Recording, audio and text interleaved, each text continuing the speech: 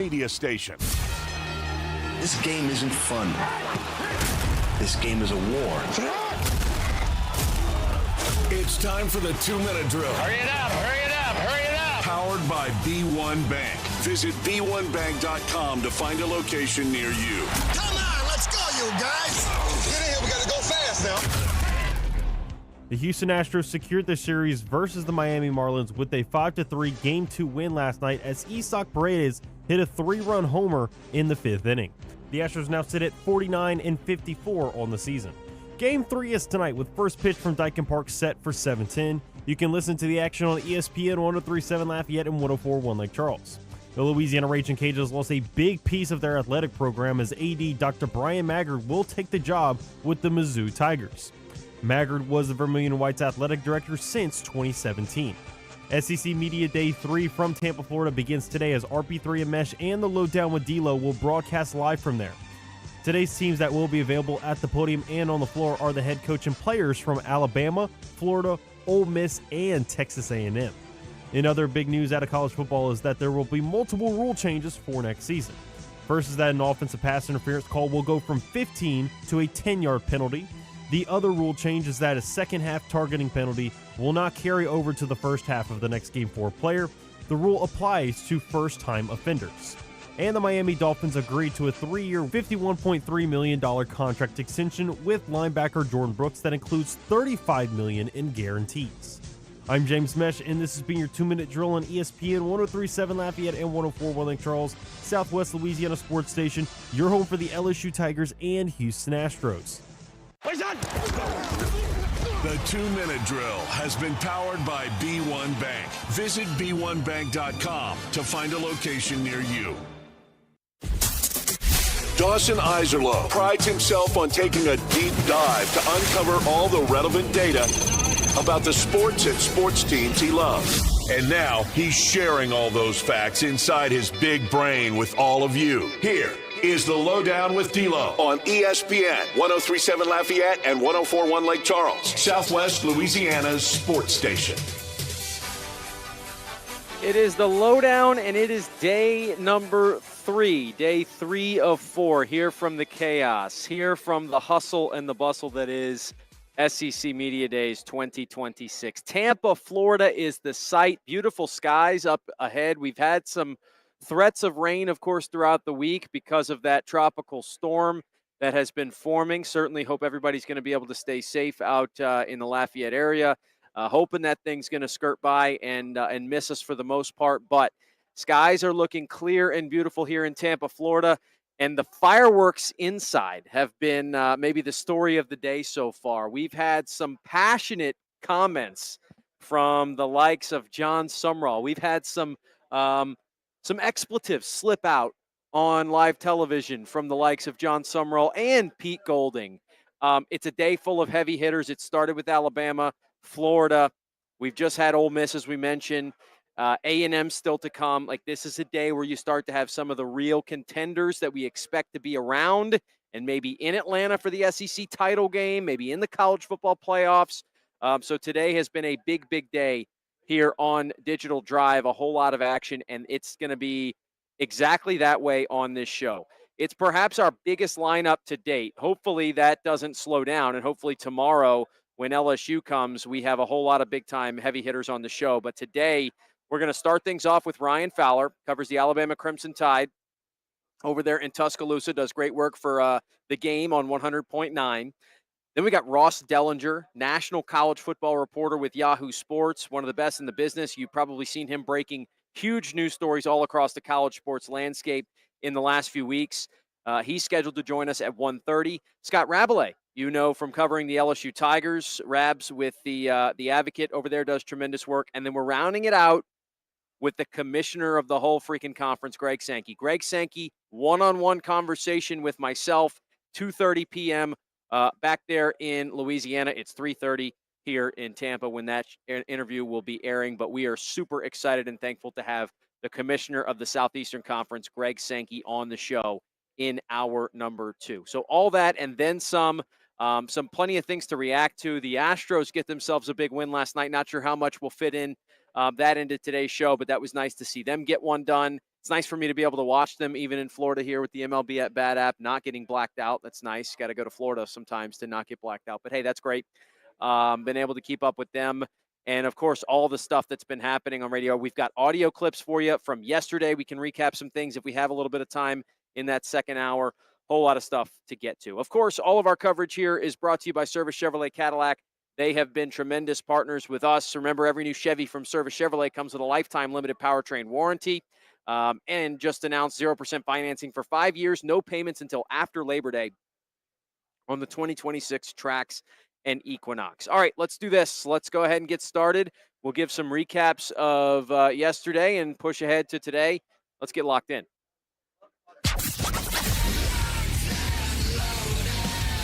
D-Loh is the kind of guy that stays locked in. On what? Well, that depends on the night. But you can guarantee there was some sporting event that he found interesting. It's time to find out what D-Loh was locked in on the LohDown.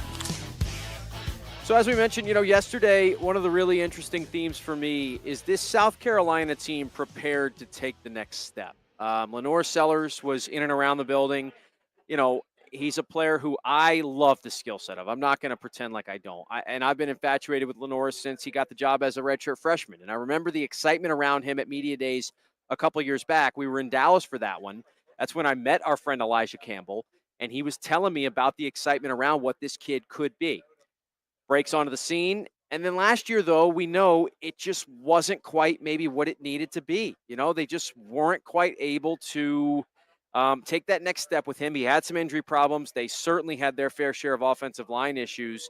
And now you sit back and you go, what is the ceiling for Lenore Sellers? Because I think there's a thought process out there, and I'm certainly a believer in it. The idea that if Lenore Sellers reaches everything he's capable of, he's potentially a top 5 pick in next year's draft and a Heisman candidate come December. At the same time, though, he does have one of his big-time star receivers back in Nick Harbor, but you sit there and go, if he doesn't take that next step, if he doesn't if he isn't able to make some of those intermediate throws, if he's not able to, create some space, create some time with his legs, and if that offensive line struggles the way it did last year, then it could be another mucky, ugly 6-6 type season for Carolina. Shane Beamer's job might be on the line, and I don't know what to make of him, So the range of outcomes, I think, is wide with a player like Sellers, but it's someone that I can't wait to watch, right? It's one of those guys in this sport where I assume right away when I see Lenore Sellers on the field, I want to go ahead and tune into that game. And so that was kind of my biggest takeaway from yesterday. That, along with Vandy, what is Clark Lee going to look like in a year that he doesn't have Diego Pavia? I think that stuff is certainly fascinating as well. As far as today's concern, I mentioned it. The theme is like heavy hitters in more ways than one, teams that could potentially contend and win this conference, whether it's your Alabamas going early in the day, whether it's, John Summerall in Florida. And look, are they going to be good enough to take a leap and win in year one? I don't know if that's necessarily the case with Summerall. But they're a team that's at least talked about in that light. Then you get a team like Ole Miss, who was there last year. We know about the whole story. Pete Golding did drop a couple expletives on the main floor there with his introductions, wondering, and we said before, I had to unfortunately step out. I wish I was able to be in there when he started getting asked questions, because right after he finished his opening address, I had to come over here and get ready to get on the air. I'd love to know if and what he got asked about Lane Kiffin and how he answered it. I'm sure we're going to get those sound bites throughout the rest of the day, but man, it's just fascinating to me to think about what that dynamic's going to look like. It's just, we could spend 2 hours a day from now until the game, and we would never run out of storylines to talk about on what it's going to be like when LSU gets to Oxford in September, right? But at the same time, and that's the one thing I think I worry about it a little more for Ole Miss than for LSU, right? I don't think Kiffin and LSU are building their entire offseason around winning the Ole Miss game the way, to be honest with you, Brian Kelly and company built last year's offseason around winning the Clemson game. And they did win the Clemson game, and then they didn't win a bunch of other games. So I don't think that's how Kiffin's handling it. Man, Ole Miss, I guarantee you they are so focused on that game. And look, that's not to say they're not prepared for the rest of the season. It's not to say they're not going to show up and be a really good team otherwise. But I just wonder if that game's a little more make or break for Ole Miss than it is for LSU. That's kind of the thought process I've had of late. But boy, it's going to be fascinating to see how it goes. And then later on today, I'm probably going to have a chance to hear it potentially, depending on when we get off the air and what things are happening at the time. Texas A&M, Mike Elko, he was making his way around earlier. He's done a fine job so far, man. Just really, really solid. They've built that thing up. They've got Marcel Reed back, so there's an opportunity there potentially for them to be really, really good. And if they are, if A&M's one of those teams that stays in contention and stays really good, what does that do, for the Texases of the world who are also trying to, fight for that top spot? There's only so many spaces. That's the other thing about a 12-team playoff. I think we initially have this thought. It's like, well, it opens up so much more space. Well, yeah, that's the case, but especially with the 9-game conference schedule, is there room for more than 3-4 teams max? Probably not. And so, you really do have that battle within the hierarchy of, well, let's say it is Texas or Georgia that wins the league. Maybe it's LSU and A&M fighting for those last couple spots with the likes of, other teams around the league like Alabama, and maybe it's Tennessee, and maybe South Carolina does, win a couple of those close games and get themselves in the conversation. It's going to be good stuff. It's going to be good stuff for sure. So that's kind of the things I have my eye on for today. We do have a poll question of the day, and this is a fun one. We're messing around a little bit with you. Who's the one SEC coach that you don't want to see in a dark alley? Who's the one you don't want to get in a fight with? Is it Clark Lee? Is it Brent Venables? Is it John Summerall? Or is it other? I'm just telling you now, seeing him up close and personal yesterday, seeing him walk around, the answer for me is Clark Lee. I don't want any part of it. The bald head adds another little layer of intimidation. Somebody who just knows. He played baseball in college. He played football in college. He's now the head coach of the Vanderbilt Commodores. He brought them up to respectability, and the dude's ripped. So I don't want any part of Clark Lee. I know Summerall gets some of that as well. I think Summerall's maybe a little nicer guy than he leads on. And look, I'm not saying I'd love to mess with any of these guys, but I just think far and away for me, I don't want to see Clark Lee in my nightmares. He's added to the list. He's certainly behind the Aaron Donalds and Max Crosbys of the world. Back when we used to have our number one top 3 guys D-Loh would never want to mess with. He's on that list somewhere, just not at the very top of it. All right, let's do this. We'll take a break. We got back-to-back guests here in this first hour, Ryan Fowler, and then we're going to have Ross Dellinger. So we're going to take an early break now. We'll welcome Ryan Fowler on. We'll talk some Alabama Crimson Tide after the break. You're listening to the LohDown. It's ESPN Southwest Louisiana Sports Station and our SEC Media Day coverage presented by our friends at Service Chevrolet Cadillac. This is the LohDown with D-Loh, live on ESPN 103.7 Lafayette and 104.1 Lake Charles, Southwest Louisiana's sports station.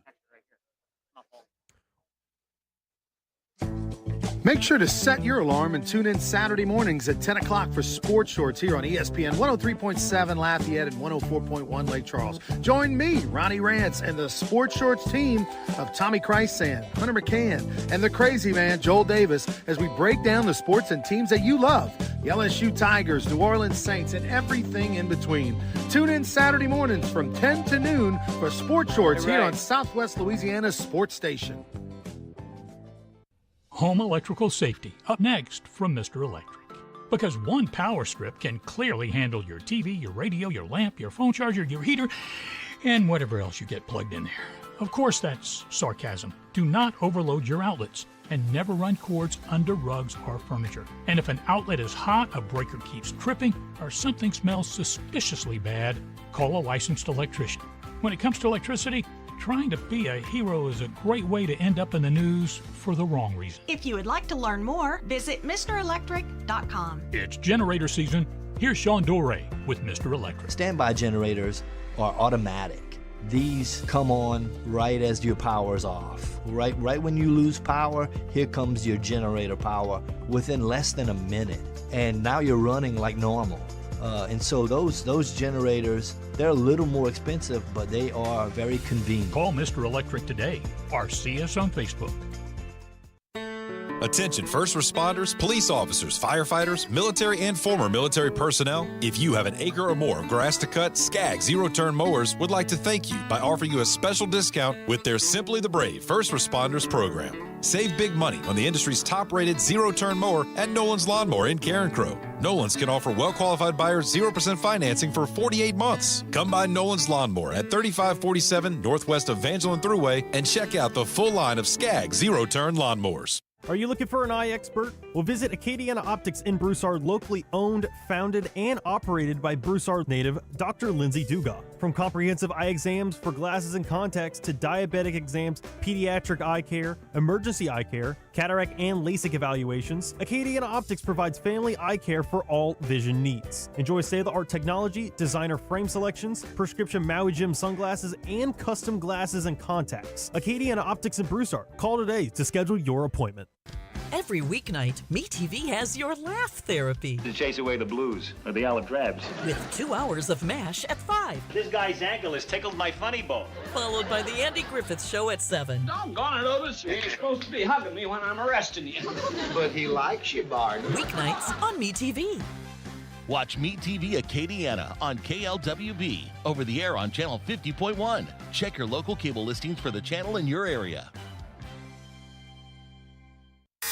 It's the conference where everything just means more, including talking season. Everybody! Back to more SEC Media Days from Tampa coverage on ESPN 103.7 Lafayette and 104.1 Lake Charles, Southwest Louisiana's sports station, and powered by Service Chevrolet Cadillac. Back here, SEC Media Day coverage rolls on. We are with our friend Ryan Fowler, who covers the Alabama Crimson Tide. He has the game over on 109 over there. Ryan, what's going on, man? Thank you for being here. It's good. Got my bags packed. Alabama has left the building, and in about 4 hours, Fowler will leave the building. I learned my lesson many years ago to get out of here. If you do a late show, you're okay the midday. Tomorrow during the evening. Well, they're going to be asking you to get lost, huh? It will be a ghost town. I'll tell you a real quick funny SEC story. We're at the Winfrey Hotel. There's probably, at that point, 30 stations that were broadcasting. A tech guy decided that he was going to pull all the Ethernet. He didn't know that we were all using them, okay? Keep in mind, this one guy, one box, he started unplugging Ethernets. And all of us are live on Radio Row, and we're looking at one another going, we just lost the feed. We just lost the feed. The moral of the story is they didn't know which wire went back to which box. And we were literally completely on our phone. And this is back where phones did not last. We were all plugged up doing the rest of our show via phone because the outlets didn't work because they pulled the Ethernet. Well, and the funny thing is the SEC did this fun thing this year where they made big-time teams go last, too, like with the Texas and LSU thing. So, look, no offense, but, And you're not counting LSU as a big-time team. Well, they might be talked about a little bit, right? Okay, but you had these years where, maybe you throw Kentucky on the last day, and everybody goes, no worries. I agree with that. I agree. And now they're like, hey, we're cool with people sticking around, I guess. They're not crazy. They see us. I mean, LSU Day would definitely make us stay around. I was just aggravating your audience with staying around for LSU Day. I won't be making the trip down to Bryant-Denny West this year, so don't be throwing rocks at my car. I'm just having fun. College football is supposed to be fun. It is supposed to be fun. Let's have fun then. This Alabama team, man. I mean, I said earlier in the week, my theme was like everybody's got a quarterback they trust except the teams that don't. And Alabama at least doesn't have a guy that we've seen a ton of, right? And so, they're in the same situation, maybe Tennessee, right? The guy, everybody says those guys are really good. What do you make of the situation right now and the idea that they're going to go into a season? And, hey, I guess to be fair, we didn't know about Ty Simpson, and he was really, really good. But what do you make of what they have at the quarterback position? Think about where we were at this time last year. You and I are sitting here on Media Row, and we're sitting here going, okay, I don't know what Ty Simpson's going to be. I don't know what he's going to be. And Kalen DeBoer took him and groomed him into a first-rounder. What was it, 12th overall? I think it was 12th overall, I think. Yeah, Rams loved him. Yeah, and so they fell in love with him. So, think about, okay, what if I'd have ran up down Radio Row last year? Not just saying he was a first-rounder. I think Ty Simpson was number 12 overall. I got to go back and look at the exact number. But I thought Ty Simpson was drafted 12th overall. What if I would have run up and down Radio Row when everybody was asking the same question, and I would have said, hey, yeah, that guy that nobody really knows about, he's going to be drafted 13th overall in the first round. You know what? They would have put me in the cuckoo house over in the ATL. They would have literally said, hey, listen, you're nuts. You're nuts. You're nuts. One guy did say that he was going to be a big-time quarterback, and that was Jordan Rodgers. I've got him on the show this afternoon. I want to kind of pick his brain a little bit, talk a little, football with him. So, but it's the unknown. But sometimes it's the system. And I'm not saying that Ty Simpson's a system quarterback. It takes skills. But I will tell you that I think Kalen DeBoer's system promotes quarterbacks, wide receivers, and tight ends. You're going to see it. You didn't see it the first 2 years because they didn't have the personnel. They're now getting a good-looking tight end room in Tuscaloosa. Ryan Williams, going by Ryan Coleman Williams these days. What happened last year, and is there a real, like, is the sentiment that was the blip, or that something's really wrong there? What do you mean? I think they adjusted. I think they adjusted to him. I think the strength-wise made him play inside instead of outside. And the problem with that is when you play inside, he was not strong enough to play the outside. And he had a lot of things. Probably heard footsteps quite a bit. The drops had become a mental confidence issue, and that showed up. And I think you're going to see a Ryan Coleman Williams that's got bigger, faster. I think he's going to be a guy that's going to be playing on the outside more than inside this year. And I think that's because he's got stronger under David Ballou. I think Ryan Coleman Williams is going to have a bounce-back season. I don't think it will look anything like it did last year. Ryan Fowler's our guest. We're talking Alabama here on Digital Drive. Look, we know the expectations in Tuscaloosa, what they can look like, and it's certainly unfair. The guy who was sitting at that desk in there created a lot of that, at least in the modern era, Nick Saban. DeBoer had an interesting offseason. There were a couple rumblings, this and that. I know NFL job, this and that. What do you make of where he's at with the Alabama job, and what it's going to take to silence him? I guess to an extent, some of it's never going to go away. But what is it going to take? Alabama always plays is held to a different standard, as they should be. They're the University of Alabama, right? I mean, they're the king of college football, and the Kings are held to a different standard. I mean, that's not being egotistical.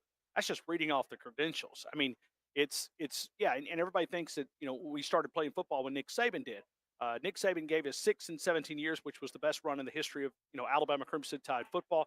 Kalen DeBoer came there with expectations, but here's the thing: he raised his hand and was willing to follow Nick Saban. 2 years into this thing, if he didn't think that it was going to work, there was 2 schools that offered him a parachute with a blank check and said, "You fill it out." He said, "No thanks." He said, "No thanks. I don't." His agent did.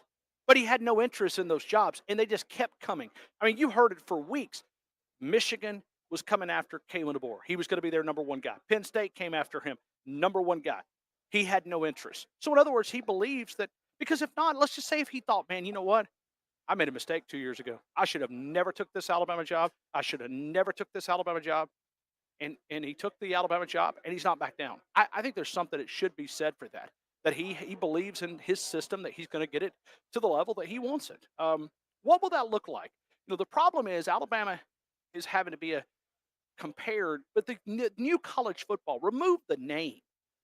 I don't think Nick Saban could do it at the level he was doing it. College football's changed, and it's changed for the good in many ways, but Alabama has had the most to recalibrate those eyes. No doubt, and it's going to be fascinating regardless of how it goes. It's also going to be fascinating, I imagine, to see what LSU's going to do. Jokes aside, you can throw a couple more in if you have to. But what are you expecting to see when Lane gets to Baton Rouge and what that's going to look like? Let me tell you something. Lane Kiffin was the best play caller I've ever seen in Tuscaloosa. I saw him take a scout team running back, scout team quarterback, scout team wide receiver, and make him an SEC all-time passer with Amari Cooper. He broke an SEC record that year.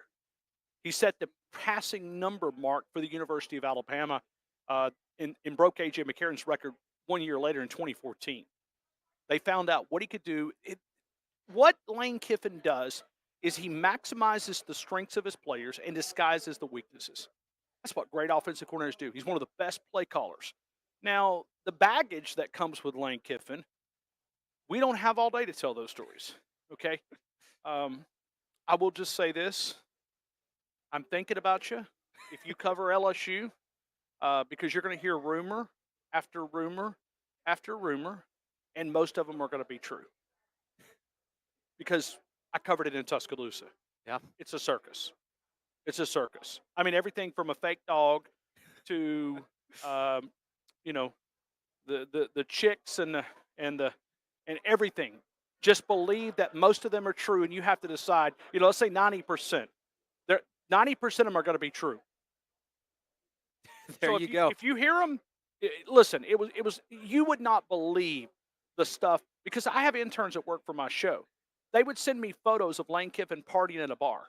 And I would say, no, that's not Lane Kiffin. And it went from Lane Kiffin, hold on a minute, Lane Kiffin, does he have any clothes on? Really? Is that a lady? Public place?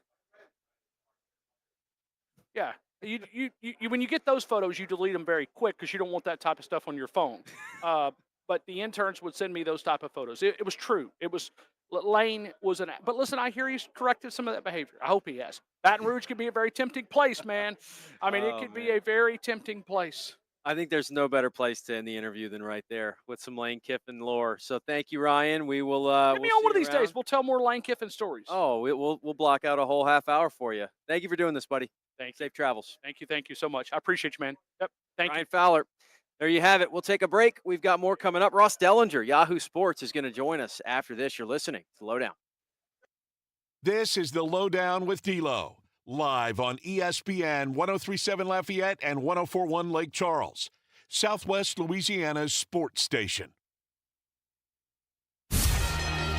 This game isn't fun. This game is a war. It's time for the 2-minute drill. Hurry it up, hurry it up, hurry it up. Powered by B1 Bank. Visit b1bank.com to find a location near you. Come on, let's go, you guys. Get in here, we got to go fast now.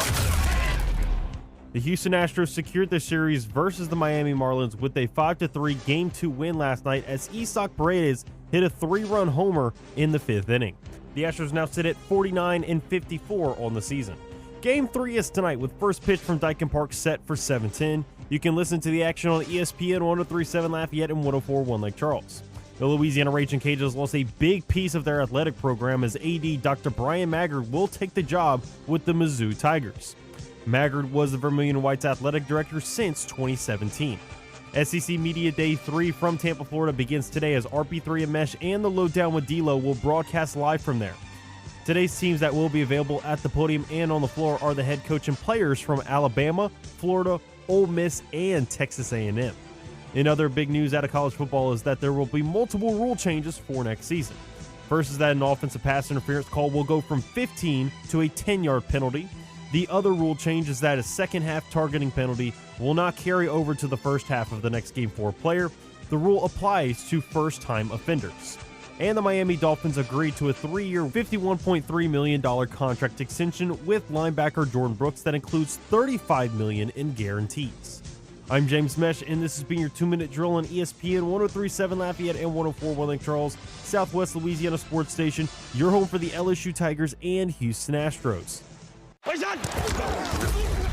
2-minute drill has been powered by B1 Bank. Visit b1bank.com to find a location near you. Do you need more of the fellas here on Southwest Louisiana's sports station? Of course you do. So go make sure and subscribe to ESPN 103.7 Lafayette and 104.1 Lake Charles YouTube channel at ESPN_SWLA. Don't forget to turn that bell on so you get notifications for new episodes of Four Tire Change Podcast, where Dawson Iserloh talks all things NASCAR, or Cleats and Sneaks with James Mesh. Get yourself more of Southwest Louisiana's sports station at ESPN_SWLA on YouTube. The heart of Acadiana is its local businesses, the people, families, and companies that help our communities thrive. Here's a message from a proud certified South Louisiana business. Candyland Cottage is the place to satisfy all your cravings. Find delicious ice creams, fresh fudges, truffles, hot dogs, sausage po' boys, Frito pies, and homemade shakes. Visit us in Scott and Rain for a sweet treat. Plan your next birthday party or field trip at Candyland Cottage. Shop local, support local. Certified South Louisiana. Get ready for one of South Louisiana's favorite summer traditions. The 17th annual STM Fishing Rodeo is July 31st and August 1st at Quintana Landing in Sycamore Point. Whether you're chasing the winning catch or just looking for a great weekend on the water, enjoy great fishing, exciting prizes, delicious food, and a fun atmosphere, all while supporting St. Thomas More Catholic High School. Register by July 24th at noon to guarantee your official event t-shirt. Register today at stmcougars.net/fishing. Imagine a place where wellness, luxury, and community come together. Welcome to City Club at River Ranch, Acadiana's premier private club. Enjoy a state-of-the-art fitness center, exceptional tennis and pickleball programs, resort-style amenities, and a vibrant social atmosphere. Whether you're pursuing your fitness goals or expanding your social circle, City Club offers an unmatched member experience. Visit cityclubatriverranch.com today. City Club at River Ranch, where lifestyle meets distinction. Hi, I'm Nancy Landry. No matter what part of our great state you call home, Louisiana's elections are an important part of who we are. In 2026, closed party primaries will change how some of those elections happen, so you'll want to know what to do. Keeping your registration current ensures you'll get the right party-based ballot. Remember, this change only applies to certain offices. To learn more, visit govote.com or download the GoVote app. Paid for by the Louisiana Secretary of State's office. MeTV is America's #1 classic entertainment television network. And here's one of the reasons everybody loves MeTV. Oh, it's a classic. The great comedy lineup on weeknights. This will be fun. Come on. With MASH. Loaded with snappy comebacks. The Andy Griffith Show. I was just funning with Barney. And Everybody Loves Raymond. Now we got a show. Watch Meet TV Acadiana on KLWB, over the air on Channel 50.1. Check your local cable listings for the channel in your area. Want to get caught up on everything that happened today at the circus that is SEC Media Days in Tampa? Yeah. Not to worry. We've got you covered. Back to more SEC football talk on ESPN 103.7 Lafayette and 104.1 Lake Charles, Southwest Louisiana's sports station. And powered by Service Chevrolet Cadillac. All right, we are back. It is Digital Drive SEC Media Days 2026. Our coverage presented by Service Chevrolet Cadillac. We have with us Yahoo Sports college football reporter Ross Dellinger. Ross, man, thank you for doing this. Yeah, no problem. Good to be on. Ross is huge, and for those of you who don't know, I'm sure you do, big in college football as far as the news cycle is concerned. I wanted to start with you, man. Like, what got you into this whole deal and being somewhere where you can, I imagine, write about some of the things that you find really interesting. You can break big news stories. I know it's relationship based. What got you into this? Well, I mean, I go way back. My dad was a high school football coach, so I got into the football aspect. Well, I wasn't really good enough to play, so I started writing about it. Started keeping stats at high school games, and ended up, writing.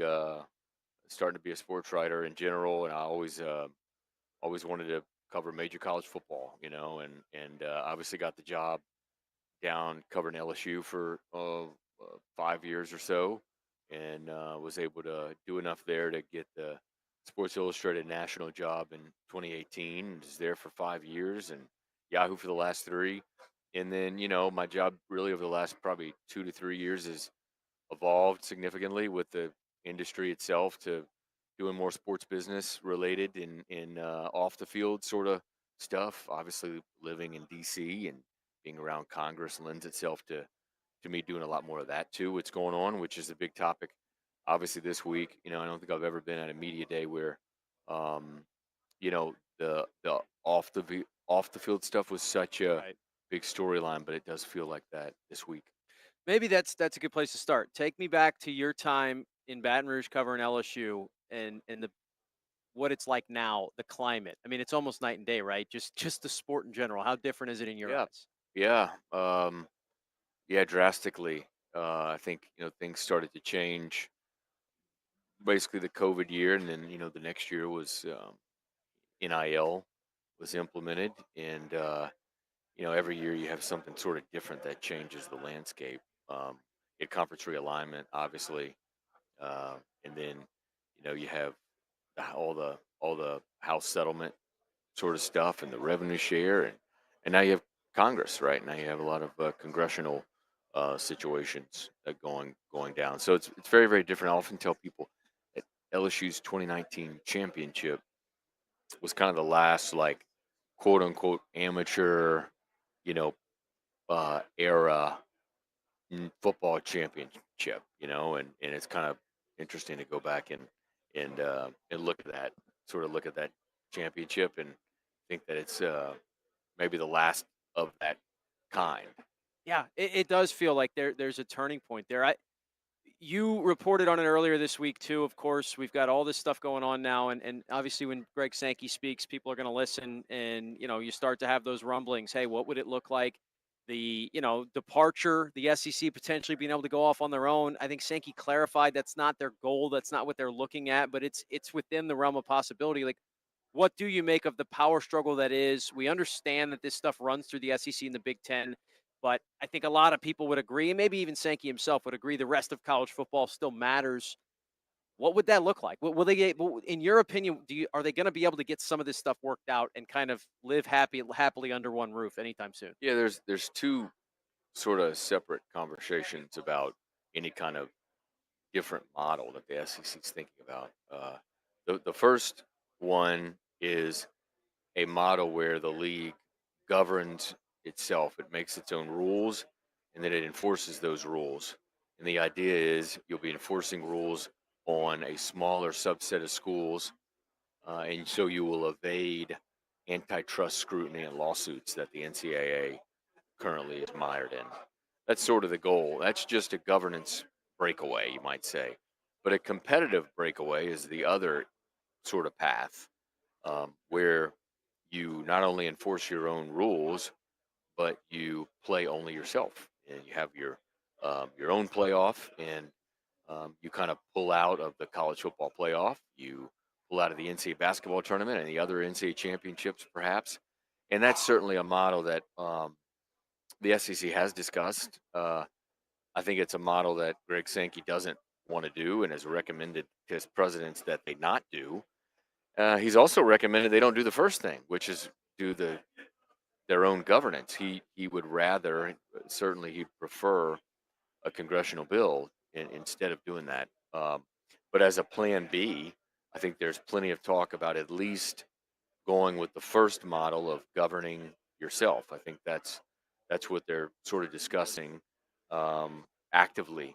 I think, and if a deal falls through in Congress and this bill doesn't pass, I do believe the SEC will govern itself, and perhaps that's the first step into playing only itself. But that's not something that Sankey wants to do.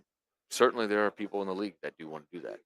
If the governing itself thing comes to pass, how does the Big Ten counter? How did the Pac-12 and well, maybe more importantly, the Big 12 and the ACC, like what does that then look like, you think, in the immediate aftermath?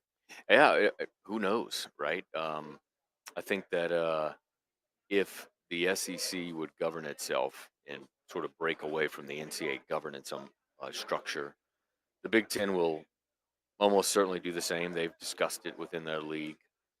Less discussion of that within the ACC and Big 12. I think there's sort of been less talk about a lot of that.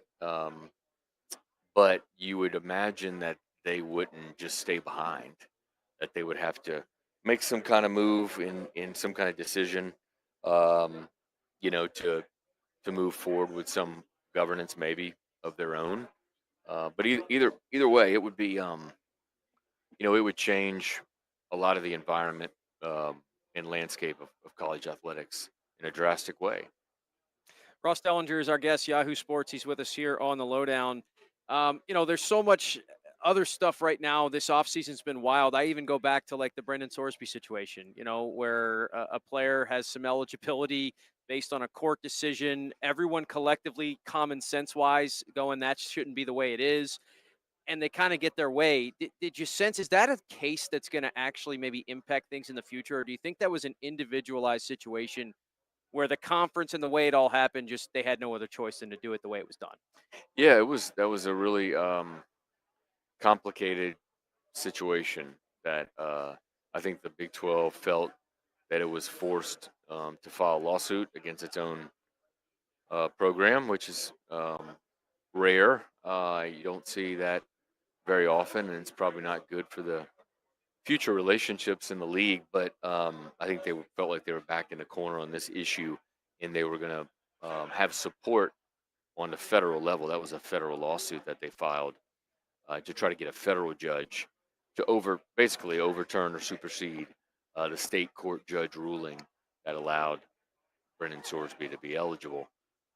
And when you look at it In hindsight, it was for them a good move. It worked out. But in college sports, there's not a lot of agreement on a lot of issues. But it felt like with that, we found the one thing that everybody can agree on, and it is do not bet on your own team. Yeah, it seems like there's some common ground there. The other thing about that before when we were talking about these conferences, this capping of the conference membership at 19 schools, and essentially blocking Power 5 to Power 5 poaching. There was quickly an addendum made where if a group of 6 schools is poached, it's maybe not the same thing. It's kind of like they're laying the groundwork for some of this stuff ahead of time. But what do you make of this? Like, hey, let's agree to not do the Super League yet, but maybe we'll end up doing it anyway if we have to. I guess that's how I read it. It's kind of unique that they're pushing against it in some ways. And then again, as you mentioned, maybe getting it passed in the first place is what's going to make everybody calm down for a little bit. Yeah, the Super League, you hear that word a lot. Greg Sankey has said plenty that the SEC is its own Super League and it doesn't need to expand anymore. It doesn't need to merge with the Big Ten. I think where you would see a Super League happen, and the Notre Dame athletic director, Pete Bavacqua, said this during a congressional hearing actually about a month or 6 weeks ago, is a Super League is an entity from outside of college athletics, probably like a private equity firm coming in and plucking the biggest brands in college sports and creating a 24 to 32 team Super League, where it would be more of an NFL-like schedule with a commissioner and a universal schedule, and you'd be able to generate a lot more money. And that's what the SEC and Big Ten fear and have asked lawmakers to put in a provision in the bill that would prohibit that, and they are doing that. They're going to add into the bill a provision that prohibit any such third party or private equity firm. So not to cut you up, but in this case, you're talking someone else and not including the SEC and the Big Ten. Right. Saying we're taking LSU, Ohio State, Alabama. Yeah, I mean, the Super League really, the SEC and Big Ten can't really merge. There's so much political issues that come with that. In antitrust issues, it would be collusion, first off, and they would almost certainly lose a collusion legal fight. And so it was never really that the SEC and Big Ten, it was kind of a misnomer that it would be them two merging or something. They don't want to merge. Like SEC doesn't want to merge with the Big Ten. Now, if they decide to go their own way from a governance perspective and break away from the NCAA, they could both do that independently, separately, and then play each other a little more, at least.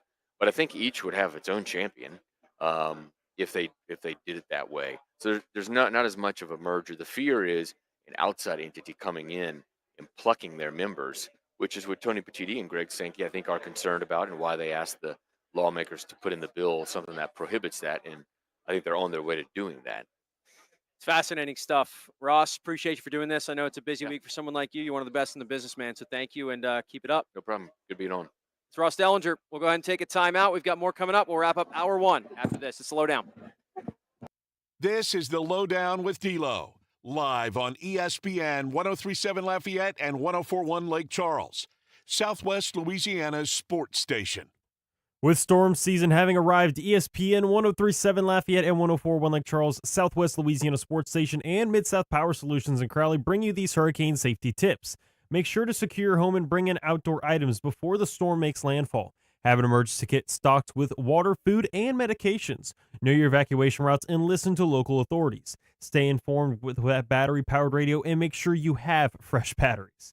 Remember, safety is in your hands. These hurricane preparedness tips are powered by Mid-South Power Solutions in Crowley, your local Generac dealer. Visit midsouthpowersolutions.com. ESPN 103.7 Lafayette and 104.1 Lake Charles is the proud winner of 4 2026 LAB Prestige Awards, including Best Use of Digital Media, Foot's Friday Fury, Best Live On-Site Remote for our Super Bowl Radio Row coverage, Best Promotion for our No Shave November initiative, and Radio Young Professional of the Year for Dawson Iserloh. We're proud of being Southwest Louisiana's sports station and are humbled to be recognized by the Louisiana Association of Broadcasters. Did you know you can get great tasting Clear Springs artesian water delivered to your office or your doorstep at home? Clear Springs is 100% local with their own bottling facility at the world-famous Kentwood Aquifer, no chemicals added. Just pure Kentwood, Louisiana artesian water. Clear Springs Water offers delivery of 5 or 3 gallon water service with a hot and cold temperature water cooler or even single-serve bottles delivered to your home or office. Easy to reach, clearsprings.net, then contact us tab or 337-519-3563. It's 9 a.m. You just received a voicemail from your boss. Hey, Janet, heads up. We got an important meeting coming up Thursday. The big guys are coming into town, so I need you in charge of lunch, and we've got to look good. Luckily for Janet, she knows a place, and she knows her boss will be impressed.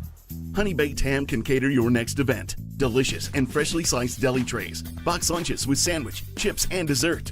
Or try our fresh salad boxes, and the perfect touch with a meat and cheese tray. Honey Baked Ham Company. Serving part-time in the Army National Guard has led to a lot of firsts for me. It paid for me to be the first person in my family to go to school. That education got me to the first day at my dream job, which I can still hold while I serve part-time.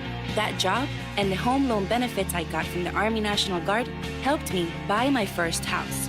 I also know that I will be one of the first to respond if my community ever needs me. Sponsored by the Louisiana Army National Guard. Aired by the Louisiana Association of Broadcasters and this station. It's the conference where everything just means more, including talking season. Everybody! Back to more SEC Media Days from Tampa coverage on ESPN 1037 Lafayette and 1041 Lake Charles, Southwest Louisiana's sports station, and powered by Service Chevrolet Cadillac. Huge start to the show. Shout out our guy Ross Dellinger for hopping on. As I mentioned, one of the biggest sports reporters in all of college football with Yahoo Sports, spending a good amount of time with us right there. Appreciate him for doing that. Ryan Fowler talking Alabama Crimson Tide still to come. Scott Rabelais of The Advocate will be joining us at the top of the hour to talk some more LSU and, of course, just talk media days in general. Good to catch up with Rabs. And then we will round things out in the bottom of the second hour with the commissioner of the league, Greg Sankey, will be joining us. So excited to have him on as well. We did get a chance, and we've got a little bit of a longer last segment than usual just because of the way the two interviews were structured there. So we have a little bit of a time here to go back. Kirby Smart was one of the most polarizing figures here. I said it yesterday. Kirby is willing to say a lot more than it feels like he once was. And Kirby has been talking more, and he has been giving takes. And Kirby did so again yesterday. So it was fascinating for me to hear some of this and hear some of the reaction of it. Kirby talked yesterday about basically saying there's too much talk right now about the college football landscape. This time in college football, the landscape of college football, that's all the talking heads want to talk about. Everywhere I go, TV, media, everybody wants to talk about the landscape of college football. And it's sad that what's forgotten, what wins games. Maybe that becomes boring, maybe that becomes mundane, but not at our place. I've had questions about the expansion, more SEC games, portal, college and federal legislation to navigate the NIL era we're in, players leaving, coaches leaving. That's all people want to talk about. But what we focus on at Georgia is what wins football games. And that's my passion and energy. Okay, I'm going to push back on what Kirby Smart said there because I disagree. I don't want to talk about the landscape of college football. And I think you guys, if you listen to the show enough, you know that about me. I want to talk ball, right? But at the same time, how can we ignore it when nothing seems sturdy? Nothing seems set for the next 5, 10, 15 years. Everything is changing. The lawmakers are voting on this law that's going to put this into place. There's no consistency about how the rules are enforced. So for me personally, it's not that I want to talk about this other stuff. It's that we have to because it's relevant. It's more relevant perhaps right now than, hey, what's Georgia's second string cornerback going to look like when we get to SEC play against some teams that have deep receiver rooms? I'd love to talk about that stuff only. It's just not the nature of what's going on right now. So I understand his point. And look, for him, I agree. Yeah, Kirby's like, hey, I'd rather worry about how we're going to deal with a loaded box when we get a team that's got some good defensive pass rushers. I understand that's what he wants to worry about. And guess what? For the most part, he can worry about that stuff. But then also, he's the one who kind of came in here and had some strong opinions on things. So I don't know if I'm fully in alignment with what Kirby said right there. He did also give his thoughts and kind of give, I guess, some clarifications on what Greg Sankey's been saying, his thoughts on Sankey. This is Kirby on the commissioner of the league. About Greg Sankey, I want to say a couple comments about him first and foremost. I think I've talked before in this setting about the cost of leadership and shared that with many people a couple years ago. I think nobody embodies that any better in this country in terms of college athletics than Greg Sankey. I think in terms of leadership, the role he's taken on for our conference is incredible. He takes sometimes bullets he doesn't deserve. He stands in front of a challenging group between presidents, ADs, and other administrators and football coaches and basketball coaches, and in a changing landscape, and does an incredible job of holding down the fort, keeping people combined, and has to make really tough decisions for all of us. And we know there's costs with that.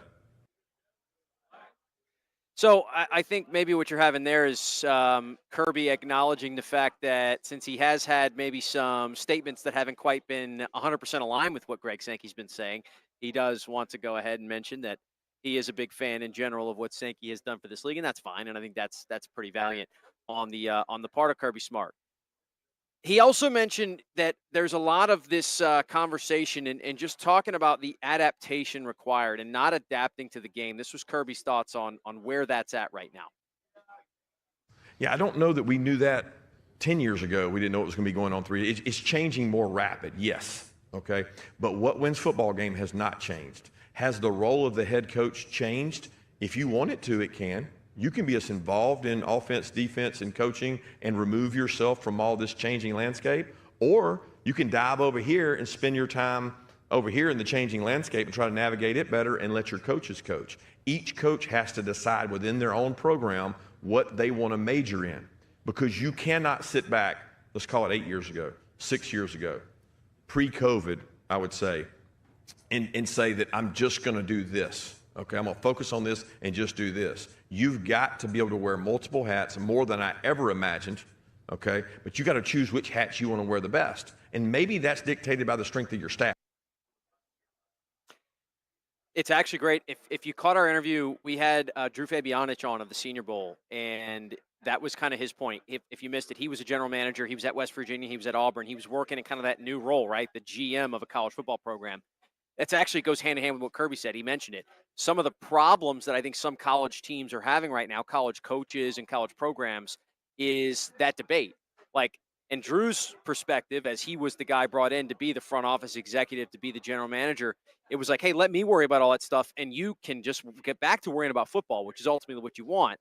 He said there's too much right now of these coaches who want to do everything and still want to have their handprints on every facet of the program, and I get it, right? These guys are control freaks for a reason. They've been ultra successful in their lives because they've been in charge of controlling everything about their programs, from the high school level sometimes all the way on up to the NFL. So I get this idea that these coaches saying, but that's what Drew was saying, is like, hey, at the same time, you brought me in for a reason. Let me worry about this roster construction, how much we're paying these guys, who's getting NIL money, where it's going. And you can worry about coaching them and being a football coach. There's probably a lot of those conversations happening all across the country right now, where teams and coaches have maybe a misalignment between what the role of that head coach is. And maybe that's going to continue to evolve as it gets treated more and more like a professional sports franchise in some places, right? And that's the other thing about it. And that's maybe why it's more important than ever. We always talk about fit, but at the end of the day, it was like, hey, ultimately, these coaches are still going to work upwards, and they're going to try and get to the biggest possible job. And there was a handful of them that everybody wanted, and it's Alabama, Ohio State, LSU, you know the ones. I wonder if now it's going to be more about fit than ever, where you go, hey, all right, what kind of infrastructure do they have in place as far as talent retention? Am I going to have to bring my own GM in or do I get to bring my own GM with me, or do they have somebody in place already? Same way sometimes an NFL head coach. If you don't have a great relationship with the GM and you're open for an NFL head coaching job, there's only 32 of them. But some of these guys who are really sought after, the Ben Johnsons of the world, when his name came up, they might go, I don't know if I want to take this job. Maybe I'll wait till I have a better relationship. So that's the stuff that does fascinate me. And Kirby Smart gave some thoughts about that right there. Let's flip it over to Alex Golish before we have to break for the top of the hour. And by the way, keep in mind, Scott Rabelais is going to lead off hour number 2 for us. We'll be talking LSU and more right after 2 o'clock Central Time. Alex Golish is the new man in charge at Auburn. And he was almost going to Arkansas, and then he didn't. And then he's back at Auburn, and he takes that job. He brings Byron Brown with him, Byron Brown is so fun to watch. He's right up there with Lenore Sellers for me. Two of the players that I just can't wait to watch this season. Saw him at South Florida do it. Now can you do it at Auburn? And the expectations for Auburn are always ridiculous. Golish was asked, and I was in the room for this question. He was essentially asked, what does a successful first season for you look like? And he gave an incredible answer where he started it off by saying he doesn't believe in setting goals. This is Alex Golish on what he views success as. Yeah, Whitman. So I don't set goals. I've always thought that that's like a little bit like New Year's resolutions. They usually work for a little bit, and then you kind of keep it moving. I set standards. We set standards as a program. Our standard is to be the best version of us every single day. The standard when I got to Auburn was to get as good as we possibly can as fast as we can. How do we do that? By our daily process, by how we attack every single day, by the standards within that program that, like I talked about earlier, that as they become upheld by our players and it becomes player-driven, then those standards become reality, become a way of life every single day within the program. I think a successful year one, as I mentioned earlier, is if we can leave year one and have a foundation of who we are, our identity, proof of concept offensively, defensively, so we can continue to recruit to that identity. Right now, we've recruited extremely well. It's a huge credit to our staff, huge credit to our recruiting staff, scouting staff, personnel staff, full-time staff, everybody involved. We're sitting with a top 10 class in the country with zero proof of concept, with a year behind a majority of our league. Now, if you can show proof of concept and lay a foundation for what Auburn football looks like moving forward, then you can continue to recruit and, just as importantly, really more importantly, retain to that. So look, first off, there was a whole lot of coach speak at the beginning of that. The whole I don't set goals, I set standards things, like, for me, okay, man, you know what we mean, right? You know what we're asking when we say that, but whatever, it's fine. Getting past it, man, he's won a lot. It's one of those things where if you look around the league and you go, hey, as we know, there's six new coaches this year. History tells us at least half of them are going to fail within the first few years, right? That's just the nature of this. Look at we talked about tenure in this conference. Kirby Smart's the longest tenured coach, and after that, what is it, Clark Lee? Like, who's second? You know, there's just nobody who's been around a long time. Even Mark Stoops is gone. Even his time ran out. So it's that sweltering, right? And it eats you alive. But it is fascinating to sit there and go, who are the ones that aren't going to be successful? If you think it's going to be Will Stein at Kentucky, who apparently had a quote where he said the reason they'll be better is because of him, which is, I guess, one way to start and one way to put your name out there. They said, why are you going to be better? And he said, because I'm in charge now. I was like, oh, okay. That's how we're doing it, Will Stein. I get if you think that's not going to be successful, but you look around and you go, man, John Summerall's won everywhere he's been. Alex Golish has won everywhere he's won. Like, where's going to be the one? We know one of them's not going to work out. Who's it going to be and why? What's going to be the reasoning behind it? I'd be fascinated to see that. That's what we have to wait for, I suppose. So let's do this. Let's wrap up hour number one right here. When we return, as you mentioned, we've still got Scott Rabelais at the top of the hour, who's walking up right now, and then we've got Greg Sankey at the bottom of the hour. It's LohDown. Stay tuned. Do you know how many tax resolution firms have been forced to close because they were taking advantage of people or have gone out of business? It happens all the time. Hi, this is Kerry Bryson with the Bryson Law Firm. As a matter of fact, they're national tax relief companies that are currently under court orders to cease operations. So if you have IRS issues, do not fall for the threats and scare tactics of the national so-called tax relief companies. The Bryson Law Firm has been doing this for decades. We have a AAA BBB rating, and our entire focus is IRS problems and tax liability issues. An IRS problem is a legal problem. Let the Bryson Law Firm help you get relief the right way. So if you owe back taxes or have haven't filed returns in years, it's time to call the Bryson Law Firm and finally resolve your tax issues. Don't put it off any longer. Call the Bryson Law Firm. Our headquarters are in Lafayette, and we have offices statewide. Or visit BrysonLawFirm.com to schedule your free consultation with your local tax resolution law firm, the Bryson Law Firm. LSB filing number LA2519684. Imagine building your dream backyard pool without ever leaving your couch. With Duplessis Builders, you can go shop our in-ground gunite pool packages online, start to finish. Browse our pool designs, compare features, see exactly what's included, and choose the package that fits your style and budget. Once you purchase, our team takes over. From permit and excavation to gunite decking and final startup, you click, we build, you swim. Your backyard upgrade is just a few clicks away. Visit DuplessisBuilders.net and buy your pool online today. Black's Outdoor Marine is Acadiana's Spartan Mower headquarters. Spartan Mowers delivering more mowing power and performance. Black's has commercial and residential Spartan mowers with Kawasaki motors in stock now and ready to cut. Black's also has parts, service, and financing available. Call 337-233-4272. That's 337-233-4272 or stop by 1423 Northwest Evangeline Thruway in Lafayette. Black's Outdoor Marine serving Acadiana since 1968. Live from Upper Lafayette, this is ESPN 1037 KLWB Carencro Lafayette, KLCJ-FM Oak Grove Lake Charles 1041, a Delta Media station. Is Sports Center.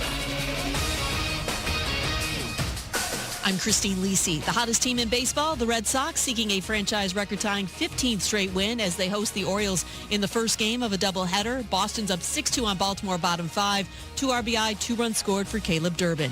In the opener of a doubleheader from the Bronx, Pirates lead the Yankees 3-0, bottom 7. Mitch Keller's limited New York's lineup to just 3 hits. Yankee starter Garrett Cole has struck out 11. The quarterback competition at Alabama, among the topics addressed by Crimson Tide coach Kalen DeBoer at SEC Media Days today. Keelan Russell, Austin Mack competing for the job heading into fall camp, which is going to lead to a tough decision, according to DeBoer. It's one that we're fortunate to have, and it's going to be one that when we do make the decision that we'll be confident we'll do a great job, because they are 2 guys that are well respected by our entire football team because of how they work, who they are as people, and the production and what they look like on the football field. Alabama football coach Kalen DeBoer. NFL Cardinals rookie quarterback Carson Beck has agreed to a 4-year, $7.4 million contract with the team. Hey, it's your resident Super Bowl champ, Chris Candy. Coming up Thursday, we continue our ESPN Radio Rank-Em series with my top 5 defenses heading into training camp. It's Unsportsmanlike, 6 a.m. Eastern, right here on ESPN Radio, ESPN2, and ESPNU.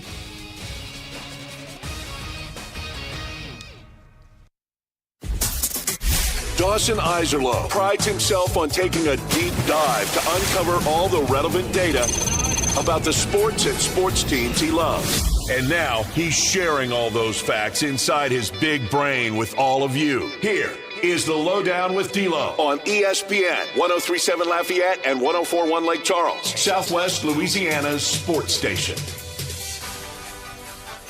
It is the LohDown, hour number 2 of 2 SEC Media Days Digital Drive. We are live from Tampa, Florida. Service Chevrolet Cadillac presenting all of our coverage. Huge thanks to them and everything that they have done to make this trip a reality. Things have been rolling along. Hour number 1, we talked with Ryan Fowler, closed it out with Ross Dellinger. We've got Greg Sankey coming up later this hour, but for right now, we've got our guy Scott Rabelais of The Advocate. Thank you for being here, Scott. And don't let nothing's overshadowed with Sankey being next, as you joked with me beforehand. This is big time. We thank you for being here. Well, thanks for having me. This is nothing new for me. One time I was on the Paul Feinbaum show. Okay. And they had me on between Jeff Foxworthy and Ric Flair. I was the segment where everyone went to the SEC went to the restroom. You know, that was the cream filling between these two. And what was worse, we were in it was LSU was playing in the SEC championship. We were in the Georgia World Congress Center, this cavernous thing. And Jeff Foxworthy comes off the stage and he shakes my hand. He said, "You can't hear it. It's really hard to hear him." I'm like, "Oh dear God, it's live television." And it was really hard to hear him. Well, that's a pretty good Foxworthy impression mixed in as well. And the best part about that story is that you control the details you give when you tell it out. That's so right. you did give the people the extra info, but they don't have to know that. And the other people who you tell it to don't have to know it either. Okay. The first thing I wanted to ask you, with the time you spent covering LSU and the different head coaches you've seen, all of it run through, the different drama that's been brought. Les Miles was his own experience, right? And obviously at Ogeron, all that stuff. How different or just what has it been like so far to see all this drama around Lane Kiffin and the excitement mixed with the drama and everything else he brings? Well, I don't think it's ever been anything quite like this. Brian Kelly was a known commodity, right? And people had made up a lot of opinions about Kelly, positive or negative, before he came to LSU from his time at Notre Dame and other schools. And Nick Saban, when he came to LSU, wasn't Nick Saban, really. He hadn't done anything yet. It was the start of his, building this legend of obviously winning 7 national championships. It hadn't been anything quite like it. I mean, he's such a polarizing figure. No one is neutral on on Lane Kiffin. I've never found anyone just said, I just don't have an opinion about Lane Kiffin. And he's look in the post Saban era in the SEC. I mean, like who's the top guy? Kirby Smart.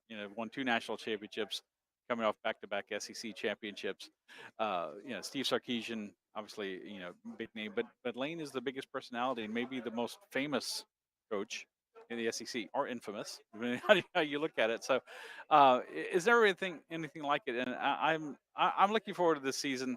I'm looking forward to the whole year in LSU sports, if I may say that. Because with Lane Kiffin, what's it going to be like? I don't know how many games LSU is going to win in any of these sports. They're going to win any championships, but Lane Kiffin will wait his return, which is the most LSU thing LSU's ever done. Bringing back Will Wade. Ed Orgeron comes back to work with Lane Kiffin. Kim Mulkey's got a Ukrainian and may have a Russian on her roster. Will baseball bounce back? And then I cover a little gymnastics in the spring, and Kalen Chio just had an amazing season with 13 perfect 10. So it's going to be. I've covered LSU since 1982. I've never looked forward to an academic year. The fall and the spring more than this one. It's the other thing too about Kiffin that's fascinating to me is, at least like the media days that I was at when he was at Ole Miss, he didn't really say much. He kind of turned it off, and then he'd like save it for, and then there'd be this tweet that would drop, and you'd be like, wait, what is he talking about now? So it's like he could turn it, and now of course he's been on this little social media cleanse. He hasn't said anything, and so you wonder, is he going to show up tomorrow? And we had Chessa on yesterday, and she thought maybe it would depend, how does Pete Golding talk today? Maybe Kiffin will either feed into it or stray away from it based on that. But it's like I don't know what to expect. I don't know if he's going to come in and say a bunch of noteworthy things, or if he's going to come in and say nothing at all. It's been my experience seeing him, and by the way, he's the first coach ever to come here with 3 different schools. Yeah, he's the first guy to coach 3 different SEC schools. Period. Bear Bryant did it, but at Texas A&M when they weren't in the SEC, of course. So it's been my experience that he's kind of bland. Standing at a podium and talking is not his his favorite medium. It's being in the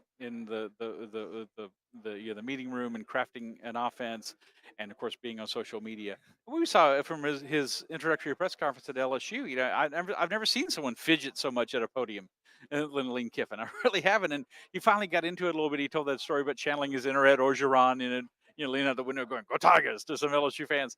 But I don't expect. Pete Golding had the best.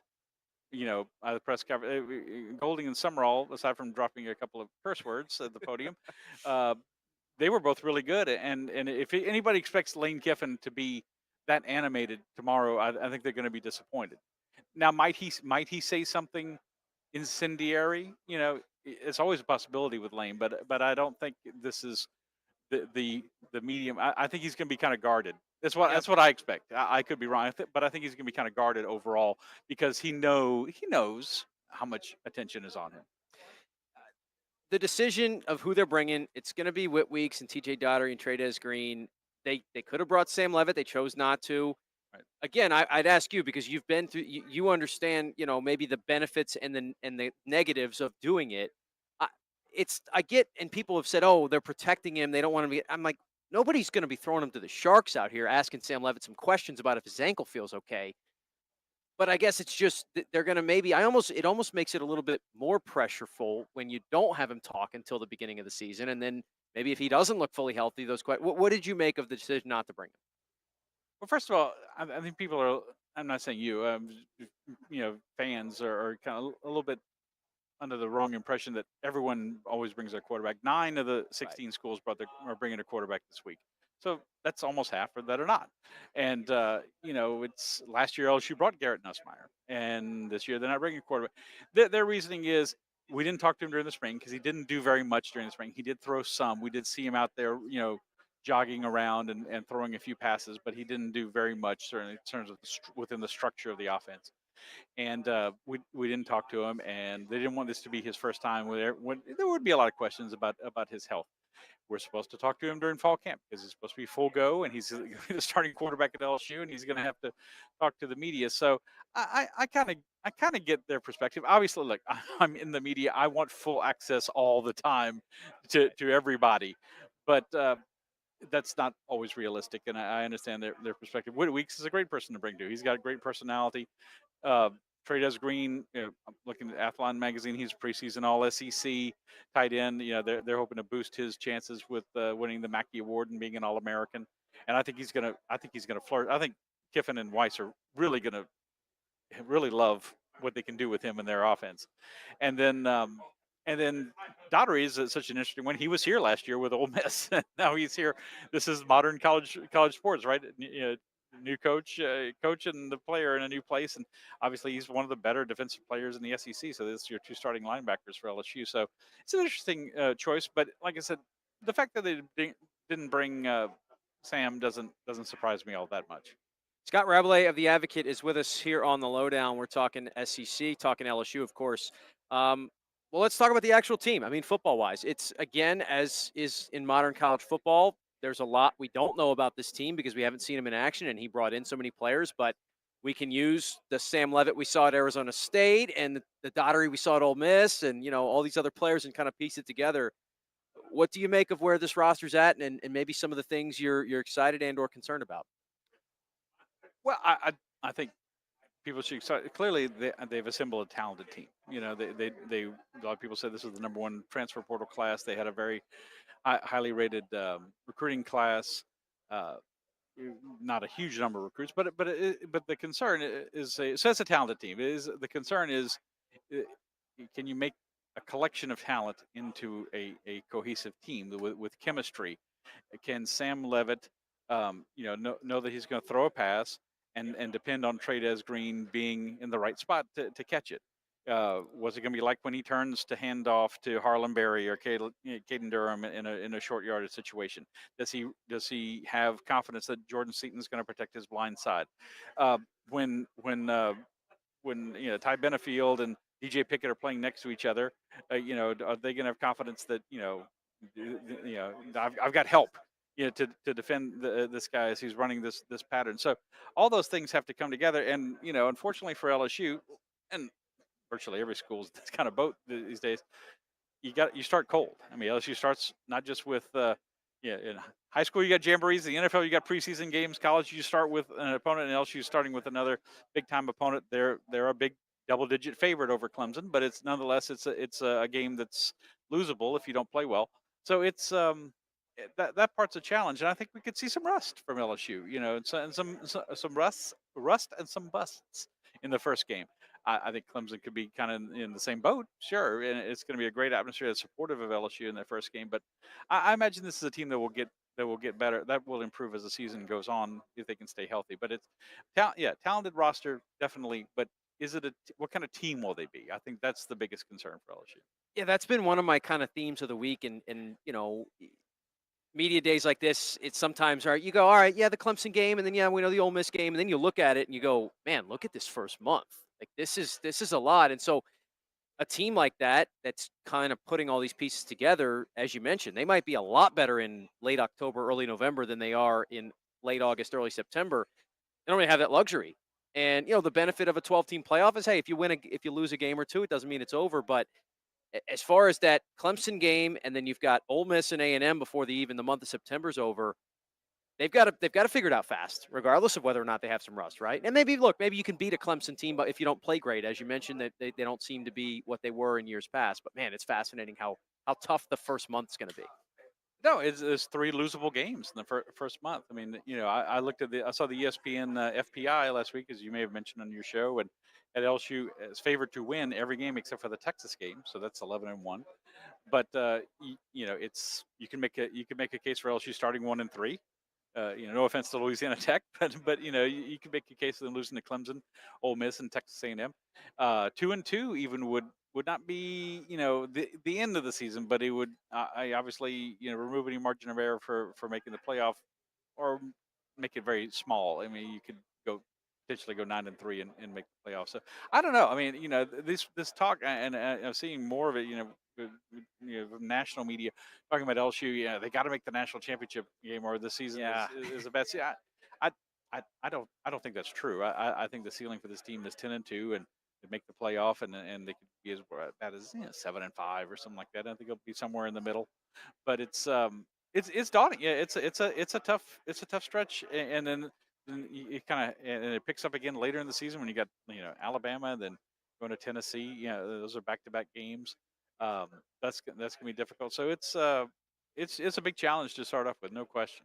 I'm glad you mentioned that I've now seen at least two, and I mean it's big time personalities saying this national championship thing. And look, I'm as familiar with the LSU fan base as anybody. Even me, I don't get that sentiment that it's like, hey, the national championship game or bust. I just haven't gotten that vibe. So I get it. It's a thing to say on media days, but I don't know, and I don't know if you're with me or not. I haven't gotten that vibe around the program, around the fan base this offseason.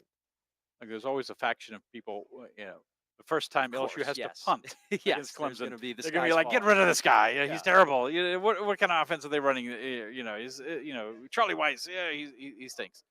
But yeah, it's strange to say that the LSU fan base could be more practical and reasonable than some of the national media expectations and predictions. But look, they have spent. Think of all the money LSU has spent. Supposedly it's a $40 million roster according to Brian Kelly. They owe him $54 million. Lane's got a $91 million contract. There's all the assistant coaches and stuff. It's a hefty price tag, and it's reasonable to expect a return on the investment, but it's not reasonable to say national championship or bust. I don't think that's true. Maybe they will. Maybe they will put it all together. But just I think to start with, making the college football playoffs a reasonable goal. It's worth remembering the LSU's only been to the college football playoff one time. When they won in 2019. So it hasn't been like, oh, LSU's there a lot. Kiffin just got to keep that ball rolling. He's trying to get them back to that level. And ultimately, his charge is to do something that even Nick Saban didn't do a great job of in his years at LSU, was that make LSU a consistent winner, like Georgia has been, like Ohio State is. That's been something that's eluded LSU in almost all of its history. They've had ups and downs. Only one of two schools to win 3 or more national championships this century. So the ups have been great, but there've been downs as well. And there've been some years where you go 7, 8 wins. Trying to be a consistent winner is going to be the challenge, and it's going to be difficult. But this first year, I think by and large LSU fans expect to be entertained and it's going to be pretty reasonable. If you make the playoff, though, if you don't win it, it's going to be a disappointment at some point. So that's the nature of it. I'll close with a Will Wade question for you. We talk about this roster and going, all right, we're trying to piece together. We know this player from this school and this player from that school. What are they going to look like here? At what point do you think, or are we going to be prepared at any point to evaluate what Will Wade's roster looks like, given that, I don't know, last I checked, do they have enough to put a 5 on the floor? I guess they're right near that mark. I think they got to start enough for a starting lineup at this point, because Rick Stanberry's son is a walk-on or something like that, one of the assistant coaches. But yeah, you keep waiting. I mean, I think I've had the assumption, I think a lot of people do, that, Will Wade's going to come up with something. But, there are headwinds, with R.J. Lewis. It might take going to court. And then the NCAA is really pushing back on, some of these guys who are playing professionally in Europe or internationally and coming to play in college. I think that's a rule that probably is for the best eventually. I think it's hard to make that change kind of in mid-year, midstream, mid-off season, and hold schools to that standard. So I don't know. The first Will Wade year could be kind of bumpy. I have no doubt that eventually he'll put together talented rosters and be able to win basketball games and play an entertaining style. But it's I'm like with you. I'm still kind of wondering. So the jury is obviously still out on what that's going to be. But it won't be boring. Yeah. That's the one thing we do. It won't be boring. It will not be boring, and neither was this. Scott, thank you for doing this. Enjoy the season, and we will be catching up again for sure. My pleasure. Anytime. Scott Rabelais, the Advocate. We'll take a break. We've got more coming up. It's the LohDown, ESPN Southwest Louisiana Sports Station. This is the LohDown with D-Loh, live on ESPN 103.7 Lafayette and 104.1 Lake Charles, Southwest Louisiana's sports station. It's time to get ready for one of South Louisiana's favorite summertime traditions. It's the 17th annual STM Fishing Rodeo. It's July 31st to August 1st at Quintana Landing in Sycamore Point. Whether you're chasing the winning catch or just looking for a great weekend on the water, enjoy great fishing, exciting prizing, delicious food, and a fun atmosphere, all while supporting St. Thomas More Catholic High School. If you register by July 24th, you will be guaranteed an official event t-shirt. Register today at stmcougars.net/fishing. Hello, everyone. This is Jeff Palermo. Join us on Tuesday nights for Tiger Rag Radio. Myself, Todd Horn, and Glenn Gilbo give you the latest happenings in Tiger Town and across the SEC. We talk to coaches, analysts, and those in the know when it comes to the Tigers and the Southeastern Conference. We cover all the sports: football, baseball, basketball, softball, and gymnastics. That's Tuesday nights right here on ESPN 103.7 in Lafayette and 104.1 in Lake Charles, Southwest Louisiana's sports station. Did you know you can get great tasting Clear Springs artesian water delivered to your office or your doorstep at home? Clear Springs is 100% local with their own bottling facility at the world-famous Kentwood Aquifer, no chemicals added. Just pure Kentwood, Louisiana artesian water. Clear Springs Water offers delivery of 5 or 3 gallon water service with a hot and cold temperature water cooler or even single-serve bottles delivered to your home or office. Easy to reach, clearsprings.net, then contact us tab or 337-519-3563. Hello, Acadiana. Cajun Culture, your #1 full-service dealer for new, used, and custom golf carts. Perfect for on the job site, the neighborhood, or even out on the green. We are the only authorized dealer of American-made E-Z-GO and Club Car here in Acadiana. For all your service, sales, and mechanical repairs, we got you. So don't wait. Roll on over to CajunCarts.com or stop by our Lafayette location by the Jockey Lot and see why we've been Louisiana's golf cart headquarters since 2003. Cajun Carts. Why walk when you can ride? Heard the price of gold today? Gold and Treasure Estate Jewelry in Karen Crow is buying gold and silver right now. Located in the Super One Shopping Center at 200 Hector Connolly Road, we're more than your typical pawn shop. Shop beautiful designer handbags, stunning gold, silver, and platinum jewelry, all at prices you can afford. We buy and sell gold and silver every day. Loans available by appointment, and walk-ins are always welcome. Call 337-520-2209 or visit gtboutique.com. Gold and Treasures Estate Jewelry and Boutique Pawn in Karen Crow, where treasures are found. Your Honor, I would like to introduce exhibit number 1. MeTV is America's #1 classic television network. There can only be one #1, me. MeTV features over 60 of the greatest classic TV series each week. Go with the winner. Enjoy dramas, comedies, westerns, sci-fi, and more. You just watch me. Watch MeTV Acadiana on KLWB, over the air on channel 50.1. Check your local cable listings for the channel in your area. MeTV is memorable entertainment television. You want to feel important. You want to be a part of something bigger, something that matters and can help change things. You want to feel like you belong. We know. We felt that way too. And that's why we did something about it. We aren't just Army National Guard soldiers. We are normal people just like you. And together, we can make a difference. Take on your legacy. Visit NationalGuard.com to find out more. Sponsored by the Louisiana Army National Guard. Aired by the Louisiana Association of Broadcasters and this station. Want to get caught up on everything that happened today at the circus that is SEC Media Days in Tampa? Yeah. Not to worry. We've got you covered. Back to more SEC football talk on ESPN 103.7 Lafayette and 104.1 Lake Charles, Southwest Louisiana's sports station. And powered by Service Chevrolet Cadillac. All right, we are back. The LohDown continues. Digital Drive, SEC Media Days 2026, Tampa, Florida. Our guy, BP, just captured the footage. RP3 was in there working on a question for Mike Elko. So BP's going to join us here, as a matter of fact, because we got a couple minutes. So I'm going to have him sit over here. He's unprepared for this segment, but that's okay. That's when you usually get the best content. As he'll get that second headset on. Keep in mind, by the way, we do have Greg Sankey coming on next, so BP gets to be the lead up for that. You ever opened for Greg Sankey before? Not that I know of, but Okay. I think I'd rather go before than have to follow. There you so. go. That's a good point. I heard the question? What was Elko's so basically, for those who missed it, our guy RP3 went in there. He was asking Mike Elko, Texas A&M head coach, about breaking in so many new offensive and defensive linemen, right? Linemen. You need to put an S at that to make it plural. RP3 is a guy who loves the trenches, right? Much like myself, you build your team through infrastructure, get the trenches right, then we'll go on the outsides. Was Elko confident? What do you have to say? Thinks he's got his guys? Yeah, he was pretty confident in the pieces that they brought in. They brought in a few guys out of the transfer portal that had SEC experience. Cohen Eccles, one of them. True. So he was pretty confident in his staff's ability to have them ready. Yeah, I mean, he gave the coach speak answer. Of course. I mean, what we're supposed to do. Yeah, it's not like he was like, well, we're in this trouble. is a disaster. Let me tell you, that's what's coming down the pike. No, I mean, he professional, cool, calm, and collected. RP was sweating a little bit. I could tell he was a little nervous. It's warm in there. Well, when the mics and the cameras get on you all of a sudden. I kind of like tapped him on the shoulder and I was like, look, he's just a person, just like you and me. Just breathe. It's gonna be okay. Man. You know what's funny too? For those who also missed it, and you probably saw it on social media, Sumrall got interrupted by a phone this morning, and apparently that was our guy John Abraham, by the way, that asked the question, friend of the show, who we used to have on throughout the season, covered Alabama football for a little while there.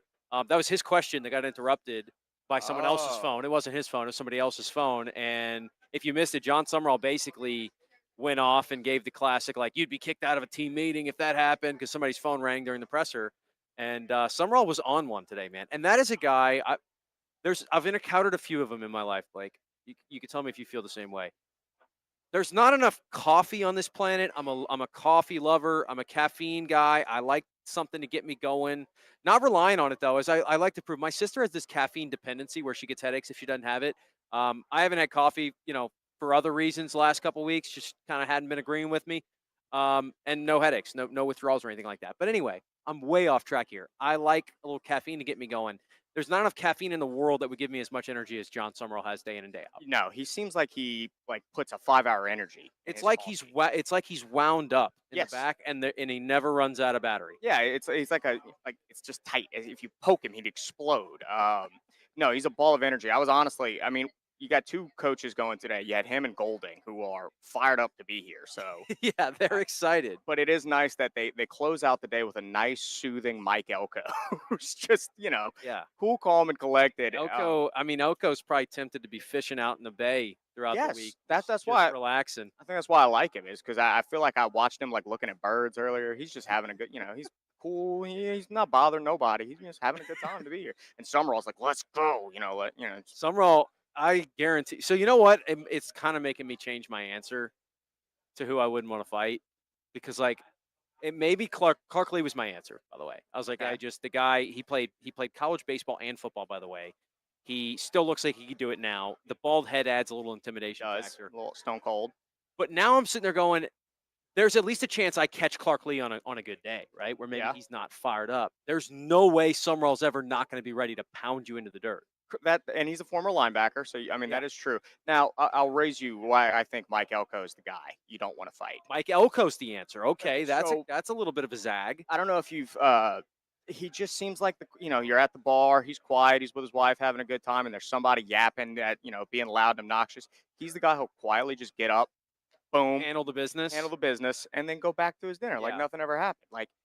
Those are the guys you got to watch out for. It's true. He's quiet. He's not loud. He's not getting in your face. He's hey buddy, come on.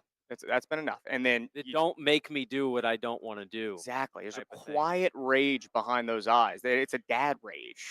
That comes with age. That's a good point. I still just think I'm going to take my chances with him over Sumrall. I don't think. Yeah, but he's I want to mess with Sumrall. He seems like a one-punch guy. Sumrall, I feel like it's death of 1,000 cuts. Oh yeah, Sumrall's just going to keep coming at you. Elko, it's one, boom, he's done. He's one of those guys like Danny Stutzman has this for the Saints, where it's like he's blocked early, and it's like he still makes a tackle because he just keeps going. And look, Sumrall played linebacker, so he probably learned a lot about that. What's it been like, man? It's been pretty cool. I expected there to be this many people here. but at the same time, you never really can fully prepare yourself for it. It has been a kind of a change to just see somebody like Greg McElroy walk by, or Mike Elko even. There's been a few big names that have just, or Tim Tebow, I think we saw the first day, just casually, quickly. and it reminds you, they are just people. They are. They're huge, a lot of them. They're huge, former football players, but for the most part, they're just people. Yeah, I mean, I think it's been cool. Yeah, I will never forget too. It was kind of my first. Nashville was my first one a few years back, and that experience to me went up to the rooftop bar the first night. Just kind of settled in, had some friends that I knew from other SEC schools. We were hanging out, and Roman Harper was just up there, and we just started talking, and like this group of us, and he had kind of known a couple of them from some other stuff, and you just go, this is a guy I watched every Sunday when I was a kid, like Super Bowl champion on my favorite football team, and we're up here just having a beer, talking football, talking life. And that does remind you of that stuff. So that is the cool stuff of this event. And obviously, and as I told BP, that this year, to bring you in the audience behind the glass here a little bit, the setup matters a lot in kind of the vibe you get. Nashville specifically, everything was really condensed, just the way the hotel was. So everyone had to walk around. Here, the one thing that's made it a little less congested than it maybe could be is all the ESPN studios where they do private interviews are all the way on the other side of the hotel. They're on the same floor, but they're all the way down the long walkway. So if Tim Tebow doesn't want to be seen outside of the ones, the interviews that he's booked for, he doesn't have to be seen. Whereas in Nashville, there was a lot of just, hey, you can't hide. And if, there was a lot of grabbing people. But yeah, man, 3 days down. I've never done the fourth day. I thought I was going to be more worn out, honestly. I feel okay. I think we can get there. We can get through. We can do another 2. It's not bothering me at all. Yeah, we can stay till Friday. Maybe we'll see. We'll see if if somebody else wants to just talk. We'll see if maybe Pete Golding wants to take a second round at the podium. He can hang out on Friday. Get everything rolling. He was pretty fired up to talk, so it wouldn't surprise me if he wanted to keep that going and just get some more things off of his chest. Exactly. All right. Well, we've got a lot left to get to. So I'll tell you what we're going to do here. We're going to take a break on the show. When we return, we've got a conversation with our guy, Greg Sankey. I say our guy, the literal commissioner of the SEC, Greg Sankey. We'll handle that. We'll get you Greg Sankey after the break. This is the LohDown, ESPN Southwest Louisiana Sports Station.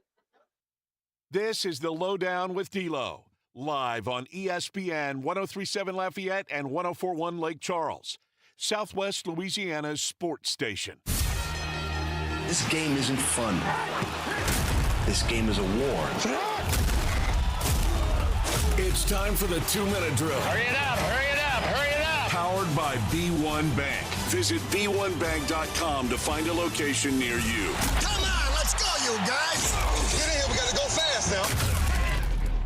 The Houston Astros secured the series versus the Miami Marlins with a 5-3 Game 2 win last night as Isak Paredes hit a 3-run homer in the 5th inning. The Astros now sit at 49-54 on the season. Game 3 is tonight with first pitch from Dyken Park set for 7:10. You can listen to the action on ESPN 103.7 Lafayette and 104.1 Lake Charles. The Louisiana Raging Cajuns lost a big piece of their athletic program as AD Dr. Brian Maggard will take the job with the Mizzou Tigers. Maggard was the Vermilion Whites athletic director since 2017. SEC Media Day 3 from Tampa, Florida begins today as RP3 and Mesh and the LohDown with D-Loh will broadcast live from there. Today's teams that will be available at the podium and on the floor are the head coach and players from Alabama, Florida, Ole Miss, and Texas A&M. In other big news out of college football is that there will be multiple rule changes for next season. First is that an offensive pass interference call will go from 15 to a 10-yard penalty. The other rule change is that a second-half targeting penalty will not carry over to the first half of the next game for a player. The rule applies to first-time offenders. And the Miami Dolphins agreed to a 3-year, $51.3 million contract extension with linebacker Jordan Brooks that includes $35 million in guarantees. I'm James Mesh, and this has been your 2-minute drill on ESPN 103.7 Lafayette and 104.1 Lake Charles, Southwest Louisiana Sports Station, your home for the LSU Tigers and Houston Astros. The 2-minute drill has been powered by B1 Bank. Visit b1bank.com to find a location near you. Do you need more of the fellas here on Southwest Louisiana's sports station? Of course you do. So go make sure and subscribe to ESPN 1037 Lafayette and 1041 Lake Charles YouTube channel at ESPN_SWLA. Don't forget to turn that bell on so you get notifications for new episodes of Four Tire Change Podcast, where Dawson Iserloh talks all things NASCAR, or Cleats and Sneaks with James Mesh. Get yourself more of Southwest Louisiana's sports station at ESPN_SWLA on YouTube. Are your pipes giving you problems? Is that leaky faucet driving you crazy? Don't wait for a plumbing disaster. Call the experts at Ace Plumbing, your trusted local plumbers for over 30 years. At Ace Plumbing, we do it all. Clogged drains, water heater repairs, pipe replacements, and more. With decades of experience, we deliver fast, reliable, and affordable solutions for your home or business. Ace Plumbing fixed my burst pipe in no time, and the price was great. They're the only plumbers I trust. From small leaks to big emergencies, Ace Plumbing is just one call away. We're available 24/7 because plumbing problems don't wait. Call Ace Plumbing today at 337-565-2519 or visit us online at aceplumbinginc.com. That's 337-565-2519. Ace Plumbing, your personal plumber. Let us give you a hand. Since 1958, Alamo Glass has been serving Acadiana's glass needs. Alamo Glass does outstanding work on residential windows, custom shower doors, mirrors, custom framing, commercial storefronts, and door repairs. Alamo Glass also carries plexiglass and Lexan. Need a windshield or rock chip repair? Alamo Glass offers free mobile service as well as free estimates on any of your glass projects. Call Alamo Glass, 1220 Bertrand Drive, or call 233-8811. Need glass? Call Alamo Glass. Need peace of mind with your estate planning? Turn to Beal & Hebert, your trusted hometown lawyers. At Beal & Hebert, we make estate planning simple and stress-free, ensuring your legacy is secure and your future is in the right hands. Don't wait. Schedule your consultation today at BealHebert.com. That's BealHebert.com. Safeguarding your tomorrow today. Oh, look who's here. Everybody Loves Raymond is on MeTV. Who told you that? Raymond! America's #1 classic TV network. Nothing even comes close. Enjoy 2 back-to-back episodes every weeknight. We're doing it twice. Watch Everybody Loves Raymond. Yeah, it's all about you, Raymond. Weeknights starting at 8 on MeTV. Watch MeTV Acadiana on KLWB, over the air on channel 50.1. Check your local cable listings for the channel in your area. Want to get caught up on everything that happened today at the circus that is SEC Media Days in Tampa? Yeah. Not to worry. We've got you covered. Back to more SEC football talk on ESPN 1037 Lafayette and 1041 Lake Charles, Southwest Louisiana's sports station. And powered by Service Chevrolet Cadillac. SEC Media Day coverage continues, and we have with us the leader in charge of the SEC, the commissioner, Mr. Greg Sankey. First of all, Commissioner, thank you for being here. Good to be here. Thanks for making the trip to Tampa. Yesterday, you made your address that you do typically. There's, of course, always an interesting set of circumstances affecting the conference, affecting college athletics. And this year, some of those consist of, you guys going to a 9-game conference schedule. You've got some of the issues going on right now with conference expansion and or, playoff expansion, things of that nature. When you look at it as a whole this last year for the Southeastern Conference, what are the big pros, the big things that you're still working on? Where are you guys as a league right now? As I look where we are, we're going through what I think is historic transformation around revenue sharing, name, image, and likeness. Those are hard issues. They create some difficult conversations and some new challenges. Yet through that, we've provided excellent support for young people who are student athletes. Our League won 13 national championships. We sponsor 22 total sports. And so we've continued to thrive competitively. We're working diligently through congressional conversations to see if we can have the restoration of a national framework for college athletics. I think you learn when you're in those conversations just how difficult the political and governmental processes can be. As I look ahead, I'm excited about the 9-game schedule. The level of equity embedded within the league from a competitive standpoint is enhanced by playing that ninth game. Moving away from divisions help that. It does create questions about college football playoff access, but I think when you look at the scheduling decision, it's the right step for the league. We have to work on the college football playoff format and its selection process to make sure that it is rewarding the kind of rigor that we build into our football schedule. We can go right there with the playoff format. It's fascinating. I know there's a lot of talks about what the number's going to go to, and you've been on the record giving some of your thoughts on it. But how important do you think it is to really make sure they get this right as opposed to making the change early and then kind of going back, going, wait, do we have the right number? Because we've seen that in the past. What do you make of that part of it? I was part of the growth from 4 to 12, and we took a couple of years and answered questions, dug deep into information. And when we started the discussion of moving from 4 to something bigger, the number that was consistently identified is 8. And if we had just accepted the rhetoric or the headlines or the social media commentary, we would have moved to 8. And I think the parameters around those 8 would have not been deemed to support a wise decision. I think it would have been tough with conference champions and the expectations that existed. So the work and the research that led to 12, I think, has been supported that 12 is the right move. Almost immediately upon going to 12, we had 14 and 16 inserted, and then 24, 28. We don't have answers on some key questions, like how do we help young people manage through an extended postseason? Where do we place these games? When the games are played, how do we facilitate travel to and from, recovery, and preparation for the team that wins to play the next game? What are the economics? Are there actual media entities that are fully interested, fully committed to supporting an expanded playoff with these new games? Those questions we answered in the 4 to 12 expansion. They have to be answered in the 12 to whatever it may be expansion. And we don't have those. We're working from our own perspective. I think the college football playoff entity has to help us answer those, and some of the advocates for 24 have to go deeper in answering those questions for us so that we can justify whatever decision is made. It is fascinating, too, and I know the Big Ten's had their own opinions on it, and you've seen some of those models where it's maybe a structured number of teams from each league that go in. I'm always hesitant on something like that, given that any given year you might have a year where there's maybe more than that or maybe a few less than that.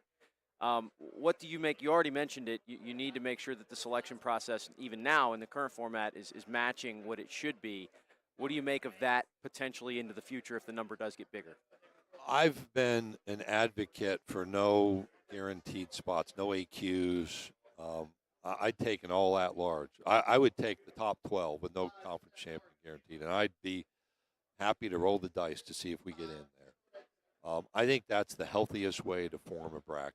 I've never been a fan of increasing the number of allocations because they're arbitrary. I've never seen any analytics that inform here's why somebody gets this many and somebody gets this many fewer.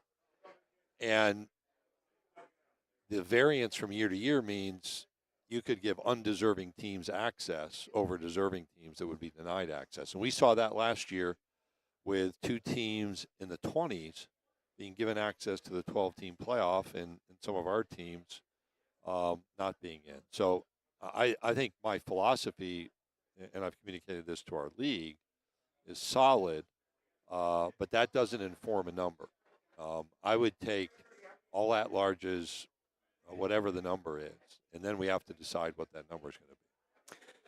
When you look at where we are now with the NIL and, there's obviously a lot of challenges in court that have happened on maybe individual bases, but there's still maybe that desire, and you referenced it earlier, this something to kind of put some more guidelines and just make this more clear for everybody. I think we're all in agreement, or at least most people at this point, that players getting paid is a part of what this is, and it's a good thing. But it does still feel at times, kind of chaotic. What do you make of where we are as far as trying to make sure that at some point it's a little more streamlined for everybody? It is chaotic. And it's chaotic for a number of reasons, all kind of converging at the same time. Transfer freedom, the introduction of the transfer portal, the removal of a one-time transfer exception, which then means people might move every semester if they chose to do so. You add the economic opportunities on top of that, and all of a sudden, decision-making and judgments can be altered. You also have a number of advisors. We don't even know who they are, who are in young people's lives telling them, you should go do this, I can get you this deal here, I can get you that there. And at times, the pace, the lack of information, the overweighting of economics in a decision mean people are making bad decisions. What I would back up and observe is what I observed during my remarks, is that comes to me from student athletes, which is, hey, when I line up for kickoff, I just want to know the other team's playing under the same basic set of rules I'm playing by. I mean, a university may have different majors, it may be harder, maybe easier. I don't know how to evaluate that, but eligibility, years, age, whether they played pro ball before or not, I mean, depending on what sport we're talking about, the NIL oversight, the NIL reporting, revenue sharing, opportunities, just the basic standards. Let's make those consistent. And I think that's a fair ask. And I think doing that can settle down the chaos. But when you're seeking help from Congress, there are a lot of voices up there. And there are a lot of different interests. And obviously, I'm painted that, hey, I'm just taking care of the SEC. I actually think what we've identified is good for all of college sports, regardless of the division that they occupy. Commissioner Greg Sankey is our guest here at SEC Football Media Days.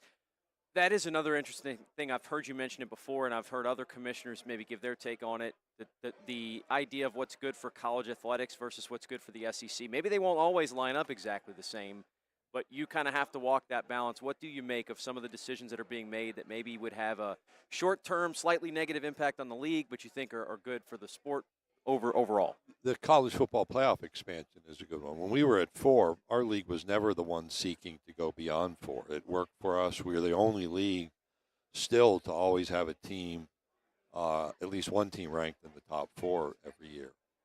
And over time, we never had a unanimous vote to go from 4 to 12. We eventually had a majority. Part of our reason for supporting is at the time you didn't have any West Coast participation. You wanted a national championship to be a true national championship. So sure, I represent the Southeastern Conference. We're not looking for the easiest way for us necessarily, but in the 12-team playoff, thought that was a growth opportunity that was good for the game, and I think it has proven to be. Despite all the discussion about let's add more, I do think you look at 12 as a success and a well-informed decision. When you look at the Protect College Sports Act, some of the gaps, just requiring reporting transparency around NIL, whether you're in the SEC, the Sun Belt Conference, or the Southland Conference, I think that transparency is good for all. The ability to have state laws in the background, have national standards for eligibility, transfer policy, recruiting structures, and tampering. Again, if you're in the SEC, the Sun Belt, and the Southland, I think having those be consistent across state lines is healthy. And so I guess people can paint, and in fact, I don't guess they do, that, well, this is just a self-interest piece. No, I think that's actually good for college sport to address the issues we've identified. Commissioner Sankey, thank you for doing this. Absolutely. Appreciate it, and we look forward to talking to you again down the road. Back in my Southland days, I would go to a game at McNeese, and depending on the flight schedules, drive over to Lafayette, take the flight home to Dallas. So appreciate that you guys are here. Absolutely. Thank you for doing this. Thank you. That's Commissioner Greg Sankey. We'll take a timeout. We've got more coming up. You're listening to the LohDown. This is the LohDown with D-Loh, live on ESPN 103.7 Lafayette and 104.1 Lake Charles, Southwest Louisiana's sports station. The annual Fête du Teche boat procession will be floating down the Bayou Teche on August 15th. Thousands of people come every year to celebrate their faith and South Louisiana heritage. The day begins with Mass by Bishop J. Douglas Desatel at St. Leo's Catholic Church in Leonville before the dozens of boats depart along the Bayou Teche to St. Martinville, retracing the voyage of the Acadians over 250 years ago. There are many stops along the way for people to pray and give public witness to their faith. For more information, visit faitdudetêche.org. ESPN 1037 Lafayette and 1041 Lake Charles is the proud winner of 4 2026 LAB Prestige Awards, including Best Use of Digital Media, Foot's Friday Fury, Best Live On-Site Remote for our Super Bowl Radio Road coverage, Best Promotion for our No Shave November initiative, and Radio Young Professional of the Year for Dawson Iserloh. We're proud of being Southwest Louisiana's sports station and are humbled to be recognized by the Louisiana Association of Broadcasters. The best businesses aren't just businesses, they're neighbors. Here's a message from a proud certified South Louisiana business. Bro Bridge Truck Stop Casino. They have the newest games around. Hot seat drawings and monthly specials like no one else. Located on the Bro Bridge Highway and on the banks of the Vermilion River. Come out today and try your luck at the Bro Bridge Truck Stop Casino. When you support local businesses, you strengthen the communities we call home. Shop local, support local, certified South Louisiana. Get ready for one of South Louisiana's favorite summer traditions. The 17th annual STM Fishing Rodeo is July 31st and August 1st at Quintana Landing in Sippermore Point. Whether you're chasing the winning catch or just looking for a great weekend on the water, enjoy great fishing, exciting prizes, delicious food, and a fun atmosphere, all while supporting St. Thomas More Catholic High School. Register by July 24th at noon to guarantee your official event t-shirt. Register today at stmcougars.net/fishing. Looking for a great midweek treat? Come to Mezcal Mexican Restaurant every Wednesday and Thursday and enjoy their sizzling fajita special. $13.99 plus tax all day long. Don't forget all day 2-for-1 margaritas. Are you planning a large party? Let Mezcal handle it. Call 337-484-3298 and Mezcal will take care of everything. That's a fajita special, $13.99 plus tax all day Wednesday and Thursday at Mezcal Mexican Restaurant, 3546 Ambassador Caffrey, next to Rooms to Go. Come taste the flavor of Mezcal. ESPN 1037 KLWB FM and 1041 KLCJ FM are properties of Delta Media Corporation, Southwest Louisiana's only locally owned and operated premier multimedia company with radio, television, and digital properties. ESPN 1037 and 1041 often conducts promotional contests on the air and on our digital platforms to include ESPN SouthwestLouisiana.com and the ESPN Text Club. In order to participate in any contest promotion, you must be at least 18 years of age and reside within the broadcast coverage area of ESPN. Only one winner per household per 30 days. No purchase necessary. Void where prohibited. Winners agree to pay any taxes or fees related to a prize as noted in contest rules. Winners also agree that ESPN Southwest Louisiana has permission to use their name, likeness, portrait, recorded voice, or other biographical material to promote the station and participating sponsors. Employees, family members, and sponsors of ESPN Southwest Louisiana and Delta Media are not eligible to participate in any promotional contest. A complete list of rules can be found online at ESPNSouthwestLouisiana.com or available to view at the main offices of Delta Media Corporation during operating business hours, located at 3501 Northwest Evangeline Thruway, Carencro. Want to get caught up on everything that happened today at the circus that is SEC Media Days in Tampa? Yeah. Not to worry. We've got you covered. Back to more SEC football talk on ESPN 1037 Lafayette and 1041 Lake Charles, Southwest Louisiana's sports station. And powered by Service Chevrolet Cadillac.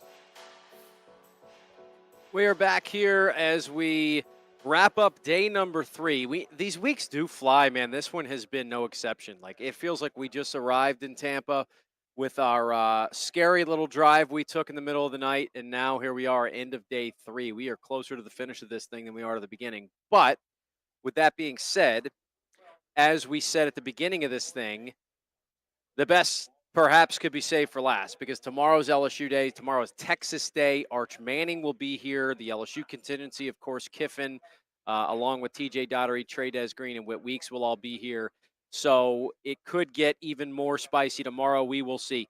Big thanks to the SEC and Greg Sankey for doing that interview. I thought he was excellent. He gives a lot of insight, and he's very available, to be honest with you. There's a lot of talk here about how tough it is to get an interview with this person or this player or that coach. Greg Sankey doesn't make it very difficult at all. As long as you're willing to work with him and his schedule, he makes it happen. So appreciate him for hopping on today. Tomorrow, here's what we already have lined up. I am going to sit down with ESPN's Ryan McGee. Ryan McGee is awesome, of course, of Marty and McGee. 15 years they've been doing that show. They have been so awesome for so long. So excited to have a chance to sit down with Ryan McGee. We're going to have him tomorrow. Zach Nagy is here with 247, of course, doing great LSU coverage.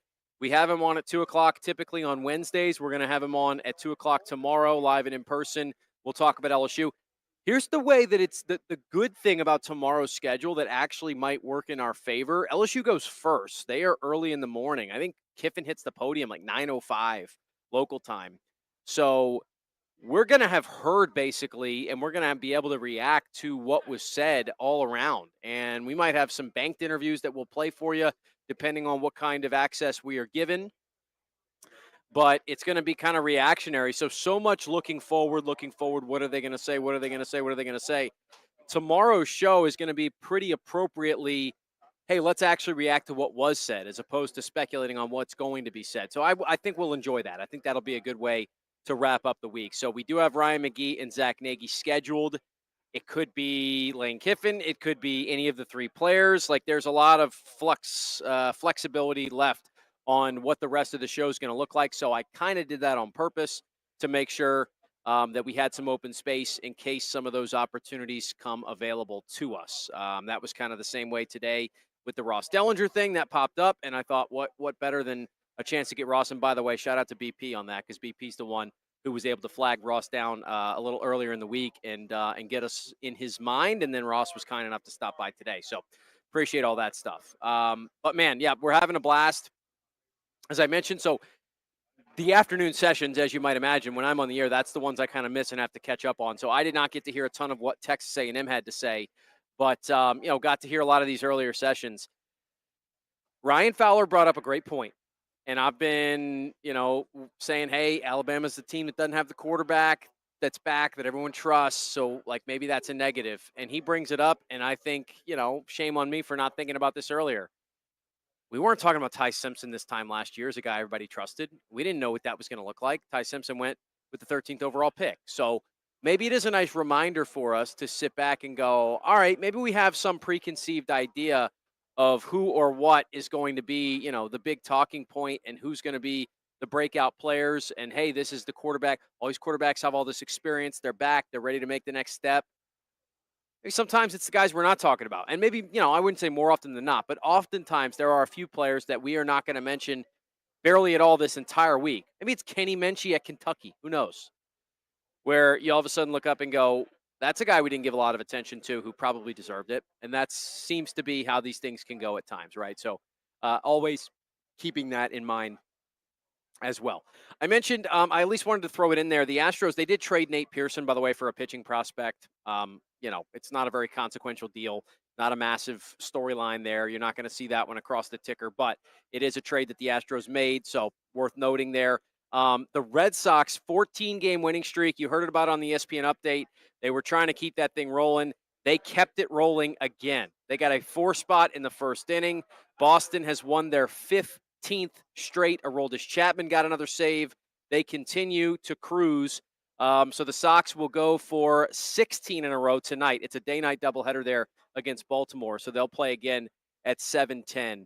The Red Sox just keep on doing it. Unbelievable scenes right now. And as for the Astros, they did get a nice win last night. The one thing that was very notable, well, other than Tatsuya Imai actually going 6 innings and looking really, really good, there was a play in the 5th inning. Astros are up 2-1, slim lead. Yordan Alvarez strikes out swinging, realizes the ball got to the backstop, and he takes off. And, I mean, the big fella was booking it down the line. A superstar player like that, I don't think you get that out of everybody. He hustles. He beats it by a half step, extends the inning. There's 2 outs in the inning. It extends the inning. First pitch of the next at-bat, Isaac Paredes launches a 3-run homer. Astros win 5-3. Those 3 runs end up being the difference in the game. So in what's been an MVP season, and you don't have to search for the little things, you can just look at the big-time numbers that Alvarez has put up.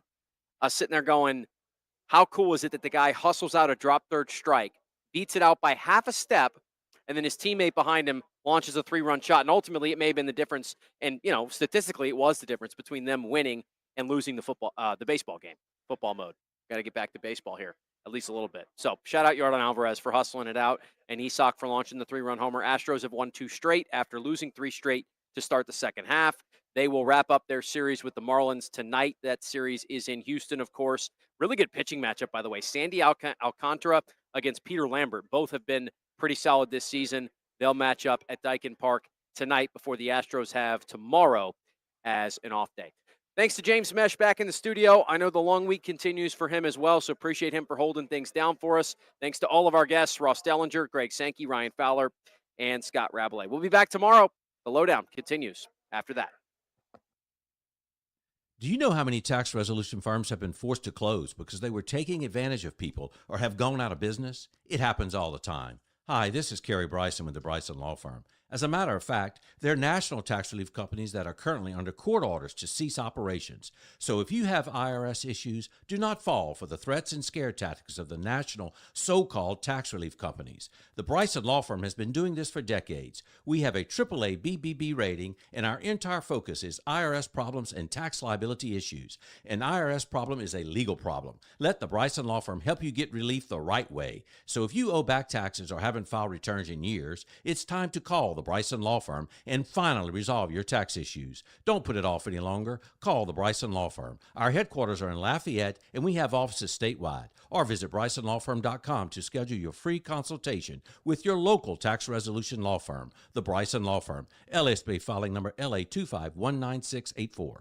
Ready to transform your backyard into the summer paradise you've always dreamed of? With Duplessis Builders custom gunite pool packages, we make it simple to own a stunning, long-lasting, in-ground pool built just for you. Choose from classic designs, all customizable to fit your space, style, and budget. Our pools come with quality finishes, energy-efficient equipment, beautiful lighting, and professional installation from excavation to decking, so you can dive in before the next heat wave hits. Don't just dream it, build it. Visit DuplessisBuilders.net.